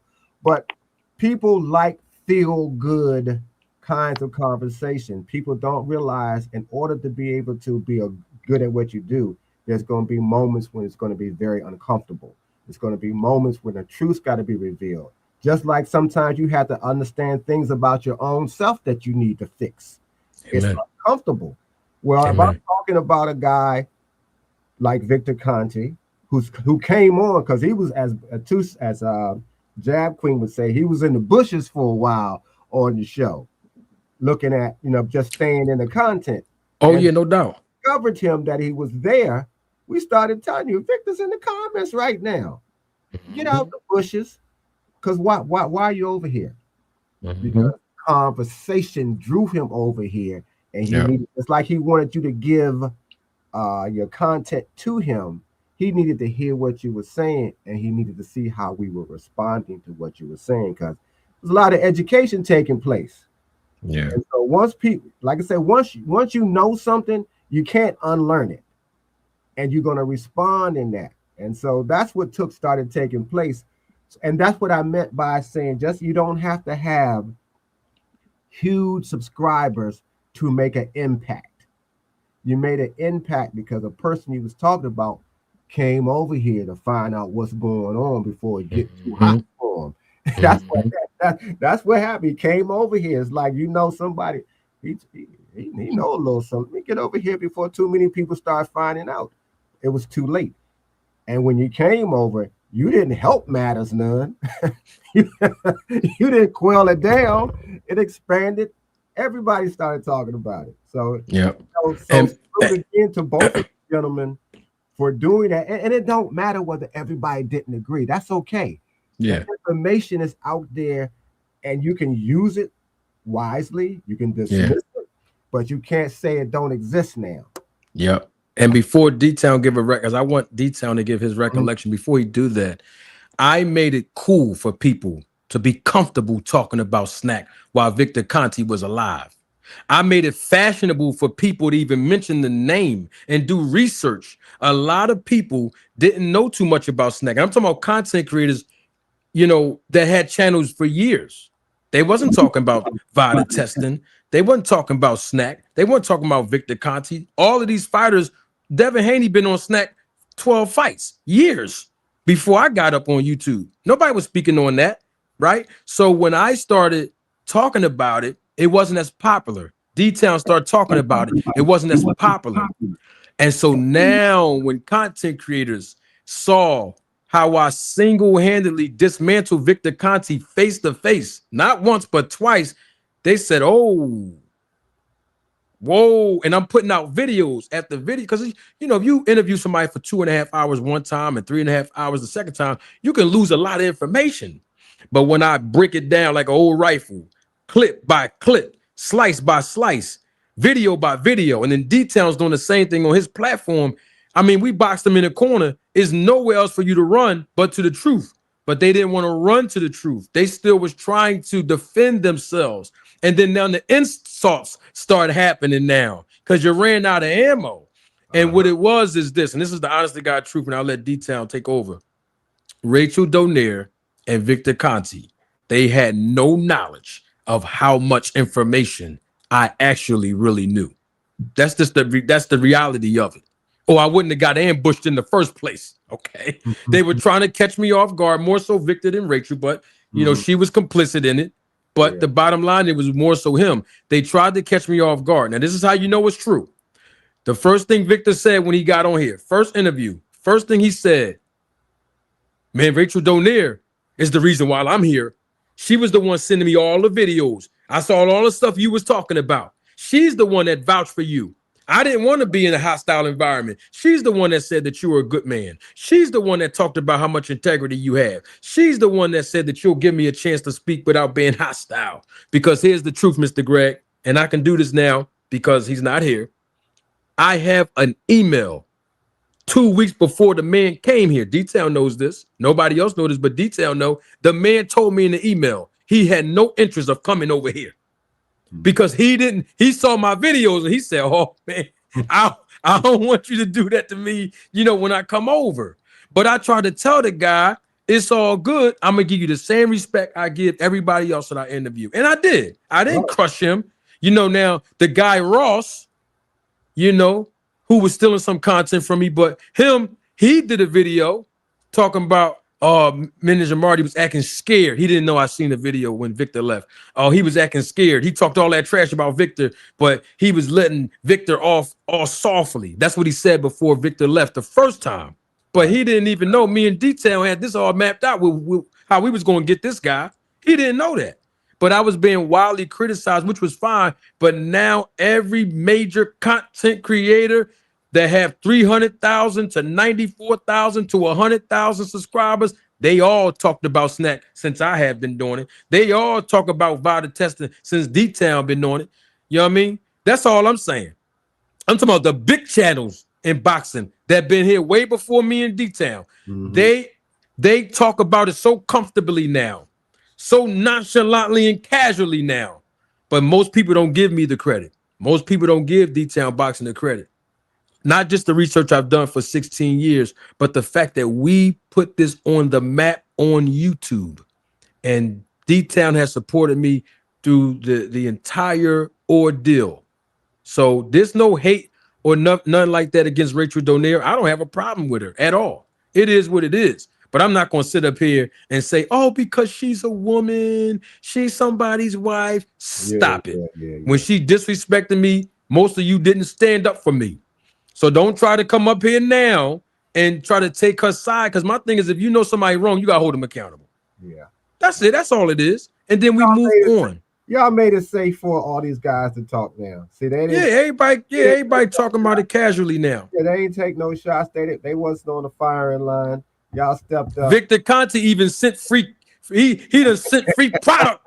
He done sent free product to Band Up and YSM and all these guys. He did. Bando got it free. Yeah, he sent free product to people. So he wasn't that mad. No. You understand? He wasn't really that mad. He was sending the product. And look, I'm the only non-athlete and non-media member that got a promo code in my name over there in Snack. Now he took it down after me and Detail was put them videos out, but at least he did. And he still, Detail, he still owe me money. The man still owe me a check. His people got to remember though, Marty, the day he came up, before he came up, you made it safe for him by asking us to step back. Yes. There was nobody else. He was, and although you said, and even Detail you said was in the back, he stepped back on his own. Yes, he did. So it was a safe space. There was nobody but you and him. He ain't had to take no questions that time. You asked, just let him really talk. I did the first time. His way into exposure for the things that he wasn't consistent with, at least. Yeah. So I don't know why you're gonna be mad when you do it to yourself. It's like when they tell you when you go to court, you gotta, if you're your own lawyer, you're a fool, or that's what they say. You represent. That's saying you got a fool for an attorney, and that's what happened. Once you open your own mouth, just like he said, we shouldn't trust him. That came out of his mouth. So if one of y'all told me I should not trust you, you better believe that's how I'm going to look at you going forward, because you're telling me in advance and trying to defend yourself, you shouldn't trust what I say, or you shouldn't trust me and how I do things. I'm going to believe that. I'm going to question everything you say now, whether you tell the truth or not. Real quick before I give you the floor, I will say this. I respect Victor Conte in this sense. That man had and I have to say this, and I know women are in the chat, but we have a lot more men here.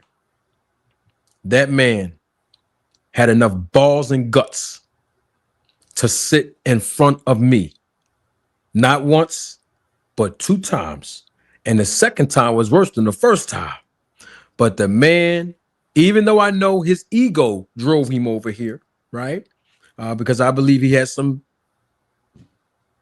issues, but he had enough balls and guts to sit down and think that he was going to outsmart me, to think that he was going to outshine the audience members, irregardless of the reasons why. The man still deserved credit from me because I know how I am when it comes to me standing on righteousness. When I got somebody dead to rights and I got proof, I'm talking about dead proof. I'm talking about, girl, I checked your phone and you was texting Earl. You told me you was at work and you can't lie to me. Oh, I'm gonna stand on that.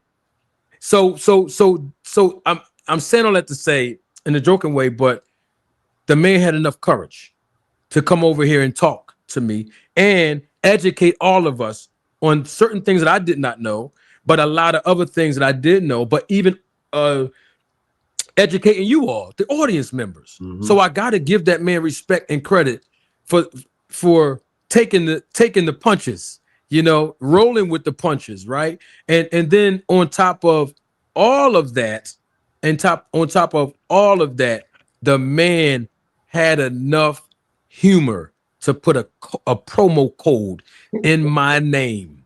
And it was a real promo code. I know people that use that promo code and purchase stuff from the man. All right. So he had enough humor to do that. But Javante Tank Davis, after watching my video, said, get that snack SHIT out of boxing. See, Javante Tank Davis fought Mario Barrios, who was on Snack in 2021. He never said nothing about Snack then. But after he saw that video with his name in my title, I'm talking about Javante Tank Davis's name was in my title when I was talking about Victor Conte in Nevada. He said, get that snack SHIT out of boxing. And guess what? One of the Charlo brothers a couple months ago, he started talking about it. These guys wasn't talking about it before me and D-Town was. So I made it fashionable now. Everybody's talking about it. And, you know, all the guys that's over there and the ladies, Clarissa's over there now.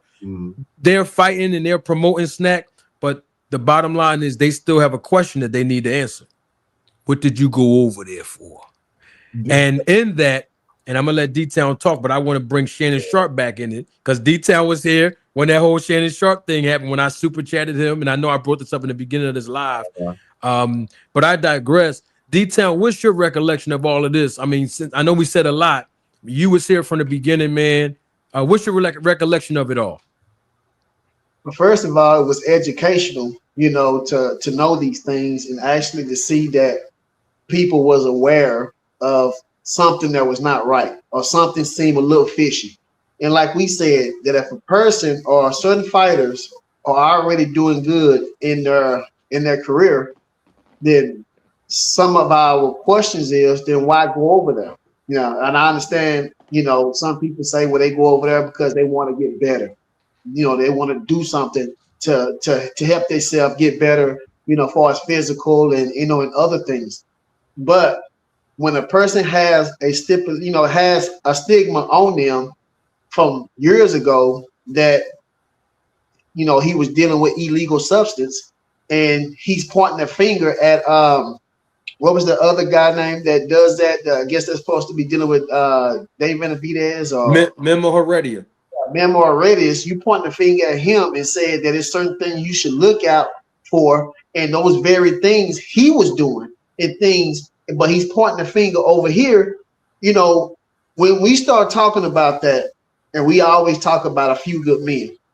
When we start breaking it down, me and manager Marty, we used to, you know, we call each other, talk about it on the backside before we make videos, you know, throw questions here, curveballs and stuff, trying to get a better understanding and put things together. You know, we understood that it was going to be bigger than what we intended it to be. And people start grabbing onto it, as far as fans and other YouTube channels, people who never said anything about it, as far as, you know, boxers start talking about it. You know, Rachel Donera, she starts, you know, wondering why D-Town saying this, why manager, why y'all, what problem y'all have with Victor Conte? You know, then Victor Conte came and it actually just blew up.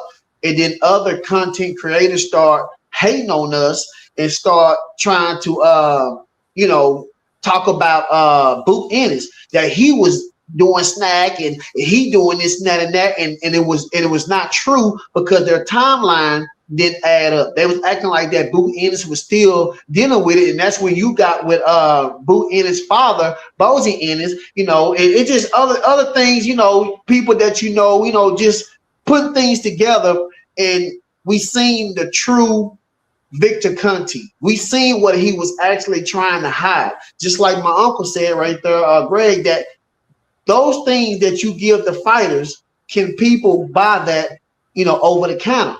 We want to know all these different questions. You keep saying that the things you give them, you give to everybody else, but it was not true. It's not true. It's other things that you got behind that. Remember I said behind that caution tape in the very back, that go in the very, very back. In the movies when it said beware, don't go to that door back there, stay away. That door, that's the stuff we talking about right there. That kind of stuff that you got, that you giving the fighters. That's what we want to know. And we start bringing awareness to all the fans and all the people, and letting them know that something is going on. Victor Conte was actually railroading his own self by his own words. Watch out for this. If he did this, remember, you had one of those videos where the commentator was talking about things that Victor Conte was saying about, I think it was David Benavidez or something like that, and those very things was happening with his fighters.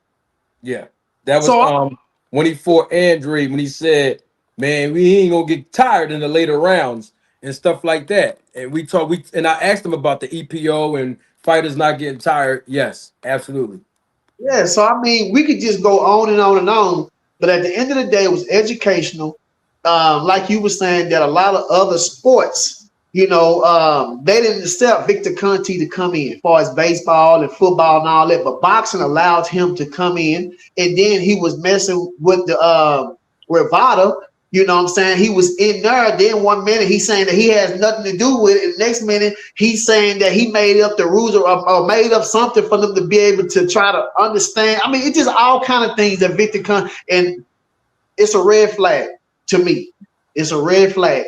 If you once did it, and everything that you did a long time ago is still going on right now, as far as the people that you once dealt with, the same way that structure, all these same things is still going on, I don't see no change.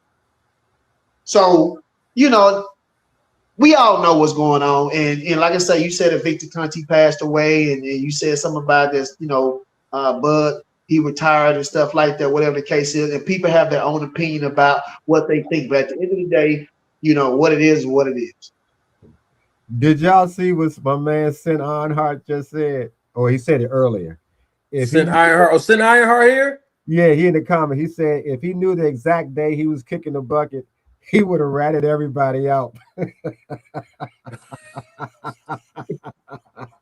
Shout out to Sin Ironheart. No, but Sin Ironheart became a follower of the channel around the thick of these things that was happening. Yeah, if you remember, Mr. Greg, you know what I mean? Right. And then Sin Ironheart was like, oh, I see what's going on. And he learned a few things. Then he was jumping on the panel, Sin Ironheart. So everybody that's here, they, William Old School, these guys was here. They remember D1. I don't know if D1 is here, but D1, these guys were here from the beginning. What they were here. And D1 put a couple of other videos of mine on his platform to speak on it to his audience. And he asked me for permission to do it. I said, yeah, man, I appreciate the shout out and the love you're showing. So, everybody started, speaking on it. But like Detail said, that's the honest to God truth what Detail said. It took on a life of its own. I didn't know that it was going to be big like this. I didn't know it was going to blow up. Like, even when I was doing the research and talking about all of these things 15 years ago to friends of mine and family, I didn't know I was going, of course, I didn't know about YouTube and blowing up. That snack thing really put a lot of things in perspective, and it put, it blew up big time. Did you remember how many people came for the second show? The second time that Victor came on? Because I know it was a lot of them on the first one, but I remember the second one. Thousands. I mean, thousands, thousands and thousands of people. And It was more people came. Now check this out. I have the analytics. This is all true. I put this in my title. Terence Crawford, biggest cheater, right? Remember that time I did three or four lives back to back that said biggest liar, biggest hypocrite, biggest cheater, right? This is literally months ago, 5-6 months ago. 30,000 people was live. 30, I have the analytics, I have the proof. 30,000 people was here live because they saw me put that in my title. But that's really because they wanted to hear me say the words that Terence Crawford is a cheater. And of course, I didn't say that, but they were here. But that second interview with Victor, that was my biggest live of all time. Way bigger than 30,000. A lot of people was here for that second interview. And people have used clips from the first and the second interview. I'm going to tell you like this. See, I can talk about all this now. And D-Town was here. I'm going to tell you how crazy it was. When Victor came over here the first time, I was in the middle of D-Town. You remember this? I was in the middle of an interviewing this man. And he was talking about Terence Crawford fighting David Evanesian. And I asked him a question about the testing in that fight. Long and behold, we realized there was none. But he said there was none because the owner of BLK Prime, because that was the platform and network that they fought on, didn't have what, Detail? They had no money. He didn't have no money, so they couldn't pay for the testing. And right after he said that, me and Victor Conte was still in an interview live for an hour. And AM Sports Media jumped right off of the platform and they did a whole video while I still was live with that man. You remember that Detail? I'm telling you what happened. People don't know that I know all of these things happen. So what I'm saying is, and it's not a shot at AM Sports Media. I love those guys, Greg, Jason, they do a good job. But I'm just saying, like, it was so hot that Victor Conte was here after all the stuff that I was saying, after all the stuff Detail was saying, months and months and months leading up to it, that you just had to say, you know what? I can't even wait till this interview is over. I got to hurry up and get some content off of it. It was just a big, what I'm saying is it was a big deal. It was a big deal, man. That is the impact. And that's going to always be remembered, that the impact that you had during those years and even going forward, because I think most content creators who are going to talk about boxing, the business of boxing, the sport, what should be, what shouldn't be, everything that's going on now, where content creators are now speaking about the promoters, Turkey Al-Sheikh, Dana White, they're messing with the Ali Act, who's still using what has become a part of the conversation now. And some people are actually doing something like doing real research finally. Yes. You know, yes. At first it was just emotion and the feeling. Without any question. Even if you asked a hard question, somebody getting mad and ready to fight with you and argue with you and change the narrative because they hadn't thought to ask the question, or it's going to hurt their feelings for some reason, particularly if the answer isn't favorable to who you want to be seen in a favorable light. So that's the impact that you all have had on boxing. See, and you can't wish that away. That's now a permanent part of how fans and real content creators and even casuals are now going to talk about it, because they've heard about it. They may not know how to talk about it correctly, but they are talking about it in a way that you all had that impact on now. Now you just can't pretend that you don't know.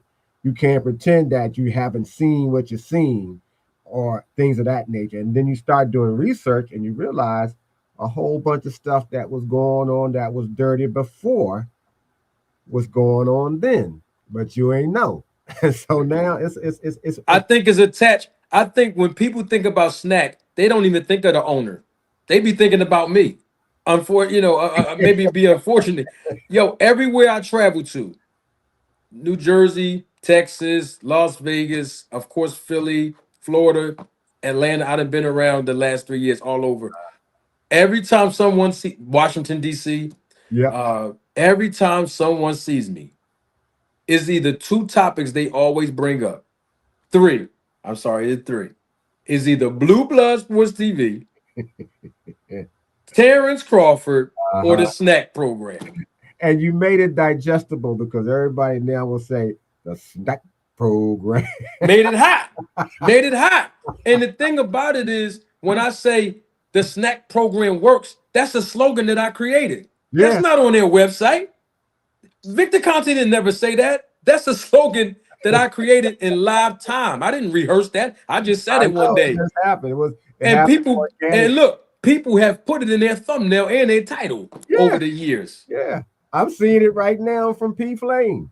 The snack program works. It works. Look, I'm in DC, right, Mr. Greg? This is a detail. You might not know this, but me, Mr. Greg, and some other guys, we got together.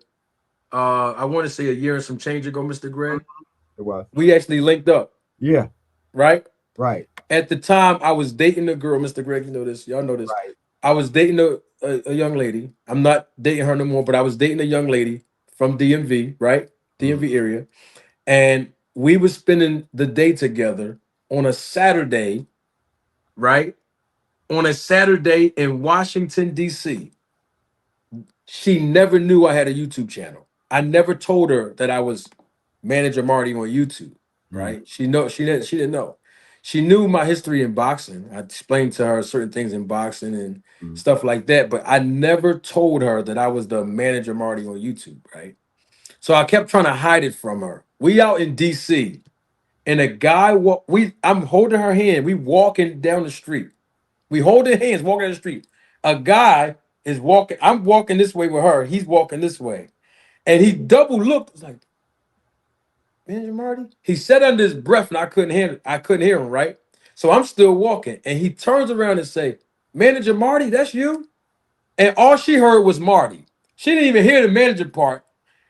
She said all she heard was Marty, right? So I turn around, and the guy says, "Hey, man, I appreciate what you're doing, man, on your podcast, man." He all loud with it. People turning around, looking. And I'm trying to look at her like, damn, I ain't even really want her to know what's going on about what I do on YouTube, right? So he like, man, the snack program, and he's breaking all this stuff down. And we shook hands and everything. He wanted to take a picture with me. All this is happening in front of the girl. He didn't take the picture with me, though. He said he was nervous to ask me, but he brought up snack and everything. He walks away, and the young lady says to me, "What did he call you?" I say, he said Manager Marty. She's like, why he mentioned the, and she's running it down. Why he mentioned the podcast and what is snacking? Why he say he want to take a picture of you? So then I had to break down and actually tell her, what I do on YouTube. I said all that to say basically is no matter where I am, all across this country, people are going to identify me from those three things: Blue Blood Sports TV, the snack program, and Terence Crawford. Nobody brings it. They don't bring all the work I done put in on the chat. They don't bring up nothing. They only bring up those three things. I love it because it's support. The it's support. At Del Frisco where we were, they asked, "Is that Manager Marty?" Who asked that? Mr. The bartenders when we were at Del Frisco's that night, they asked, "Was that you?" I didn't know that. You didn't tell me that. I know that. They just happened to ask, "Is that man?" They was whispering, and I guess I told them, "Come to the table," because the waitress that I knew that was working there, I told her to come to the table, introduce it to everybody. But the bartenders asked, but I guess they couldn't leave their station from the bar. The guys downstairs who get the cars, the valet guys. Yeah. One of them, when he was giving me my keys, it was funny because of the kind of car that I have. He asked, Hey, Mr. I don't want to put your business out. Mr. Greg got the Rolls Royce. He got the Maybach. I wasn't going to tell him, but since you brought the car up, Mr. Greg got the Maybach. Mr. Greg, I had just bought my car brand new off the showroom floor 2 months before that. But that Maybach you had, brother, that ain't got that little car I got. Mr. Greg got to be poured up in the rose. I was like, all right, Mr. Greg, So damn. dude said to me, "Oh, I see why you have," because I've had other models of the car of the Mercedes. It's because it's actually the Mercedes. And he said, "Oh, I see why you can always buy these cars, because you," and he said, "Shorty over there, y'all be getting that YouTube money." And I just looked at him. And I'm not even going to engage in this conversation because sometimes people clocking you. You Oh know yeah, what I no mean? doubt. And Yeah, I don't know what you're talking about. Give me my keys so I get up out of here. yeah. But I But didn't know the bartender number yeah, the at the bar, they actually did want to, come on. I guess they figured they'd be fanboying. I don't know what they were thinking, but I did tell them, go on over and speak to the man. Apparently you're watching, so go on and shake his hand, say hello, make your acquaintance, because he may come back again, and y'all might want to send him a drink or something. He don't know where it's coming from. Yeah, don't say send me a drink. Hey, Mr. Grant, Rachel Donita lied and said she saw me pissy drunk in Vegas for 4 days. I Okay. don't know where they get that from. But that's what I'm saying, detail. Yeah. That's listen, if somebody send me a drink, I would say I appreciate it. I decline. But the thing is, I didn't know they knew me over there at the bartenders. I didn't People, know. that's why I'm I didn't saying know that. there's an impact, and you don't know the impact that you're Yeah. making because you're just doing what you're doing. Yeah, it's no big. As you said, you weren't trying to be famous on YouTube. You was giving out real information, Yeah. real acknowledgement of things. You was teaching, so you weren't like, okay, let me see how many thousands of viewers I can get, how famous I can become. That's not how it normally happens. It's when you're doing something that has an impact. And see, even with me, when I have gone on, when I first started going on the boxing platforms itself, and when I go to see the doctors and this, guy, and the other, I would tell them, sometimes I'd be at home and I'm on this channel, I'm on that channel, and then they will go on there. Sometimes I had some doctors who I could talk about boxing to for the minute, the time that we have, and I would tell them about the different platforms to go and see what platform works for you, so you can, that's getting passed around. And it's normally people who are very interested in boxing in the first place. They're Yeah. not just looking for something to do. They want to know what's going on because they're into it. I even got, I haven't got the results back yet, but back when I told you I was buying the products as well. I got Kaiser to take the unopened bottles to do an analysis, and I hope they would have gotten it back, but they haven't gotten it all back, and they have to do it in a way that they don't get in trouble, because it took me a minute to convince them to do this for me. And so it's more like a favor. But I wanted to tell you, once it was done, here's what I found, whether it was anything or wasn't. But I haven't got the chance to do that yet. But as Oh, soon as that would be awesome. I will tell you. Oh yeah. Remember, I was saying, how come hasn't nobody taken the products on their own and get analysis of them? And nobody said anything. So I said, well, since I'm answering the question, don't just ask the question. You got a medical, you got a insurance program. Let them know this is what you're doing, and let me know, should I continue or should I stop? That's how I sort of approached it. Yeah. I'm sure somebody somewhere may do that and may get better results, or maybe they may know somebody who works in a lab. I don't really know anybody in a lab that I can take it directly to, but I just went through Kaiser, and the first doctor didn't have time, but I had to, do some moving and grooving, and I finally got it where they started doing the work on it for real. So we'll see what, it may be nothing, but I still, Maybe nothing. because I told you that I actually had a full breakdown, a full examination of me before I took the snack the snack products that I was having. So I wasn't just, let me just get it, because I was messing with you when you had the big bottle, when you was playing with it. I'm like, how'd that work, man? Yeah. But yeah, this is actually it's just great that we can rehash and talk about things. I hope you come to DC again.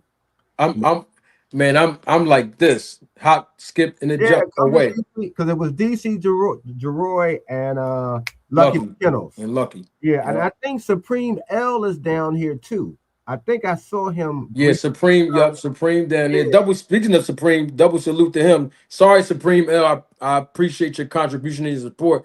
I stumbled over the super chat, and I'm sorry I took too long to read it, brother. I apologize for that. I appreciate you again. And Supreme L, ladies and gentlemen, he was here with me from the very beginning of me talking about this whole snack movement as well.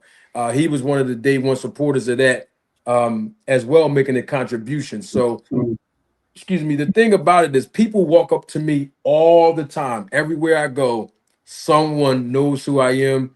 Someone talk to me. I'm very approachable. I don't treat myself like I'm a celebrity, and I don't act like I don't have humility and gratitude.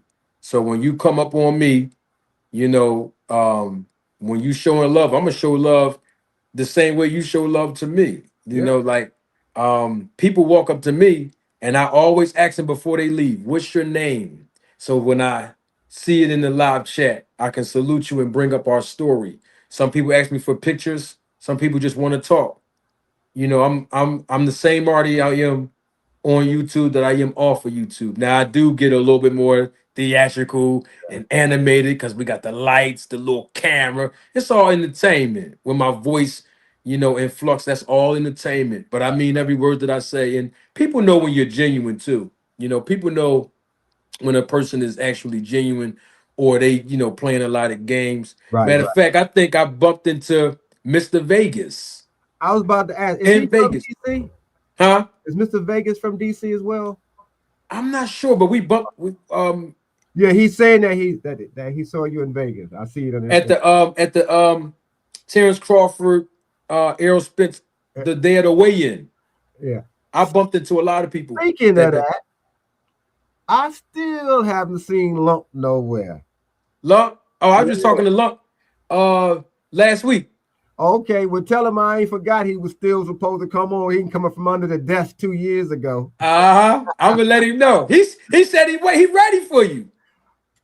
He lost the first debate. What are you waiting for now? He's supposed to just come back on and say, "Yeah, I was wrong. He was wrong." Yeah. I just messed with him. I mean, No, he he remember. never showed up after that. After he, But he be in the live chat a lot too. oh, okay. I haven't. See, I don't. Because I haven't. Yeah, because I haven't. So here's the thing. My schedule is I have a lot of things going on, y'all. So that's why when I say I'm doing a pull up or a drive by live, it's real. Right. I'll be like, yo, I want to go live today. Like right now, I didn't anticipate being on here for 3 hours, but I feel like I've been away for so long. I feel like I owe my audience this today. I really do, and I know I'm way past my bedtime for what I have to do early in the morning. Right. But I gotta give the roller tape family this one. We 3 hours and 12. I ain't gonna say we gonna be on here for 4 hours, but we on here. Like I think I owe the audience this. I owe the family this one. I owe because I'm not competing with nobody tonight on Tuesday, right? I'm talking about other content creators in boxing. So the floor is kind of like mine, right? So I appreciate everybody's time. But Mr. Vegas said he's from Texas, but he lives in Vegas. Okay. Yeah, Mr. Vegas is a good guy, cool Yeah, dude, because I man. haven't seen him in it. I don't know what other programs he's going, but I haven't seen him around in the chats or any other panels in a while either. See what happened? I think when you sort of step back from what you're doing, you kind of burst to some degree because it was Tucson I met over on your channel first. Yeah. It was Jab Queen I met over in your channel first. And Dean. And it was also Ross, because remember Ross challenged me to come on his show. Yep. From your show. Yep. So all of the people whose shows that I actually consistently go on.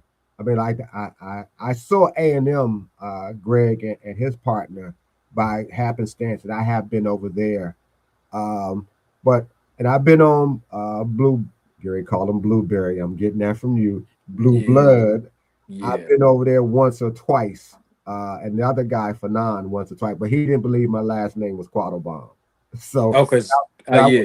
yeah, that was, and I haven't been back over since then. But I say all that to say the shows that I have gone on consistently, I kind of think you birthed them because I think because Two Cent didn't have a show yet, and No. Jab's Queen didn't have a show, and I No. think Dean was just building his in the same way that Ross was. Mm-hmm. So I don't know whether they were inspired by you. Well, you know, we've had conversations about it, and you know, Mhm. I'll let them tell their story, and if they want, but Sure, sure. they all have told me they were inspired That's and that's what I by the thought. channel. And Yeah. so when the only person who was I love Ross. Ross was absolutely insane with his show though. Yeah. Ross was cool. I mean, listen, I there's always a place for everybody to carve out their own niche and build an Yeah, audience here. that This is show all was, good stuff. but that's when you started seeing the trolls being bolder. You Yeah. know what I mean? When the Yeah. guy did the photographic pictures, did the disguise over on Ross, the guy came on with a plastic anus on his shoulder.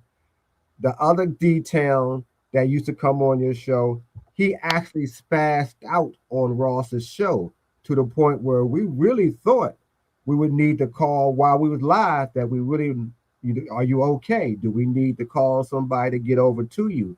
Because he looked like something was definitely wrong in the way he was presenting himself and the stuff that he was saying. And I haven't seen him since. Yeah. His name was D-Town Funk. Something like that. That I was his just name. know he had that same name.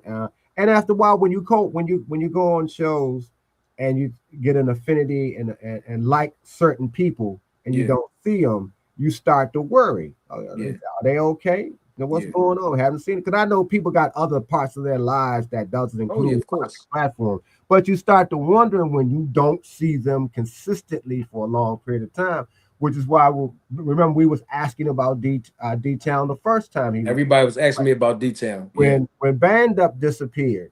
You know, I was asking, have anybody seen Band Up? And when Yep. Funny showed up, he said he had gotten to a little bit of trouble. Yep. But He you did. kind of know when something is wrong with people that you care about to that degree. People thought something was wrong with me because Yeah. I Well, was going for a little bit. I was sending you. What you doing? You Yeah. done moved? What's going on there? Yeah. And that's the thing about when you build, even if we don't physically see each other on the street, at the restaurant, or whatever, you build a sort of some type of a family or friendships Yeah. that you can talk that was based on you seeing each other and respecting each other's point of view. Because you know we've talked about other kinds of subjects besides boxing. Yeah. That's It's correct. always a good thing, and I hope it continues to happen that way. So that's the impact you've had, and D-Town, from me to you, I do hope that you continue because I know one of your sons is boxing too. Is that correct? No, they was in the army. I had two boys in the army. Oh, okay. Yeah. Yeah. But the fact that you have sons that you certainly are influencing, directing, and so forth, because I was aware of that too. That's a plus to me because I don't have any sons. I don't have any daughters. I have a slew of nieces and nephews. Yeah. More than I don't know what my brothers and sisters was thinking when they started having them, but they started having them. And from seeing other men like yourselves doing what you can do throughout life to influence your sons and your daughters to become something in this world, because you don't know what they're going to become, but you know what platform or what foundation they're being built from. Like from what I know of you, I know your sons ain't out here acting foolish. They're trying to do something that's going to keep them structured. Same thing with Marty. I see that you're building some structure, and the reputation that you have with the fans here and your friends says a lot. It reminds me of how my father, who's gone now, my father was incredibly hard on me because I was the oldest son. I wasn't the oldest child. And I had three older sisters who my father thought I needed to know every boy that ever talked to them. Now, my sisters was 5 to 6 years older than me. So you can imagine 10 years old, I'm in the face of a 16-year-old. Who are you? And why are you over here talking to my sister? Because my father is going to ask me who is that if he happens to see it. Some of the structure that I had to come up under during that time. I'll give you one example. I had a girlfriend. It was summertime. I told her, lied to her because it was another, I was a little popular, and I had another girl that wanted to kick it with me. So I told the girlfriend a lie. My father found out about it because he liked his girlfriend. This is in 71, 70, right? So back then, is outside, the phone, and a party. Those are the things that you craved because you couldn't go outside. Your life was just about over. My father punished me. This was summertime. For the entire summer, I was punished. No phone calls, no TV, no visitors, because what he wanted me to understand that your name means something, and you're not going to be out here and being a lying ninja, as he said to me, lying to women or anybody else, because that's my name that I gave you. So that's how I came up. No doubt. And guess what? D-Town have a similar structure as far as how he raised, his sons. And of course, I have a similar structure as Right. order, discipline, respect, Yeah. integrity, character, and Yeah. different things that, like that. Yeah. I'll tell you And some some mistakes, but yeah, and so I recognize some of those things because, like I said, I'll be 70 in August, but I you look remember good, that Mr. Greg. long summer. I was in the house, couldn't have no, and my sisters and my younger brothers and sisters, when somebody knock on the door for me, oh, Greg can't handle company. Greg can't handle phone calls. You ain't going. But you learned your lesson. I learned. And my That's father wasn't in the house with us. That's the yes. whole thing. So Yeah. he didn't disappear. His Yeah. reach was still there. Still there. And that's the influence. Speaking of that detail, I know you got to go. We all got to go. Man, look, and I said this when you turned your camera off, detail. I haven't went live in a long time, especially this long. But I feel like I owe this to the fans. I owe this to the supporters of this channel, even those people that don't like me, but they still watch me. I owe this because I haven't been on the StreamYard part and this live for 3 hours and we just rocking out with the panel, right? So I know I got to wake up early in the morning too, but I wanted to give the audience, I wanted to give y'all something tonight. And we're going to come back this week. I don't have a specific day, but I promise I will be able to give more of an advance notice when we come back. And I want to know right now in front of everybody, detail, before you give her your last words, will you come back with me when we come back sometime this week? Yeah. I'm back. No problem. We'll do it. We'll do a detail. Like we did before, just us two. We rock out. Before you go, real quick, D. Sebastian Fundora, Keith Thurman. You don't have to go hard on your prediction because we're going to revisit it all and dive into it when more people come on the panel. But real quick, what do you see in this fight this Saturday night? I'm gonna go with Fundora. I'm gonna go with him because he's taller, longer. I haven't seen both of them fight lately if they fought, but I'm gonna go with Fundora just because he has the reach. He can throw punches. He can fight on the inside. And I know, and I'm not saying it's gonna be a shutout, but Keith Thurman can fight. He still got it. He's still a little crafty. He still got that wisdom and that knowledge. So it could go either way. But if I had to put my money or lean towards somebody, I'm gonna go with Fundora just because he had the height and the reach.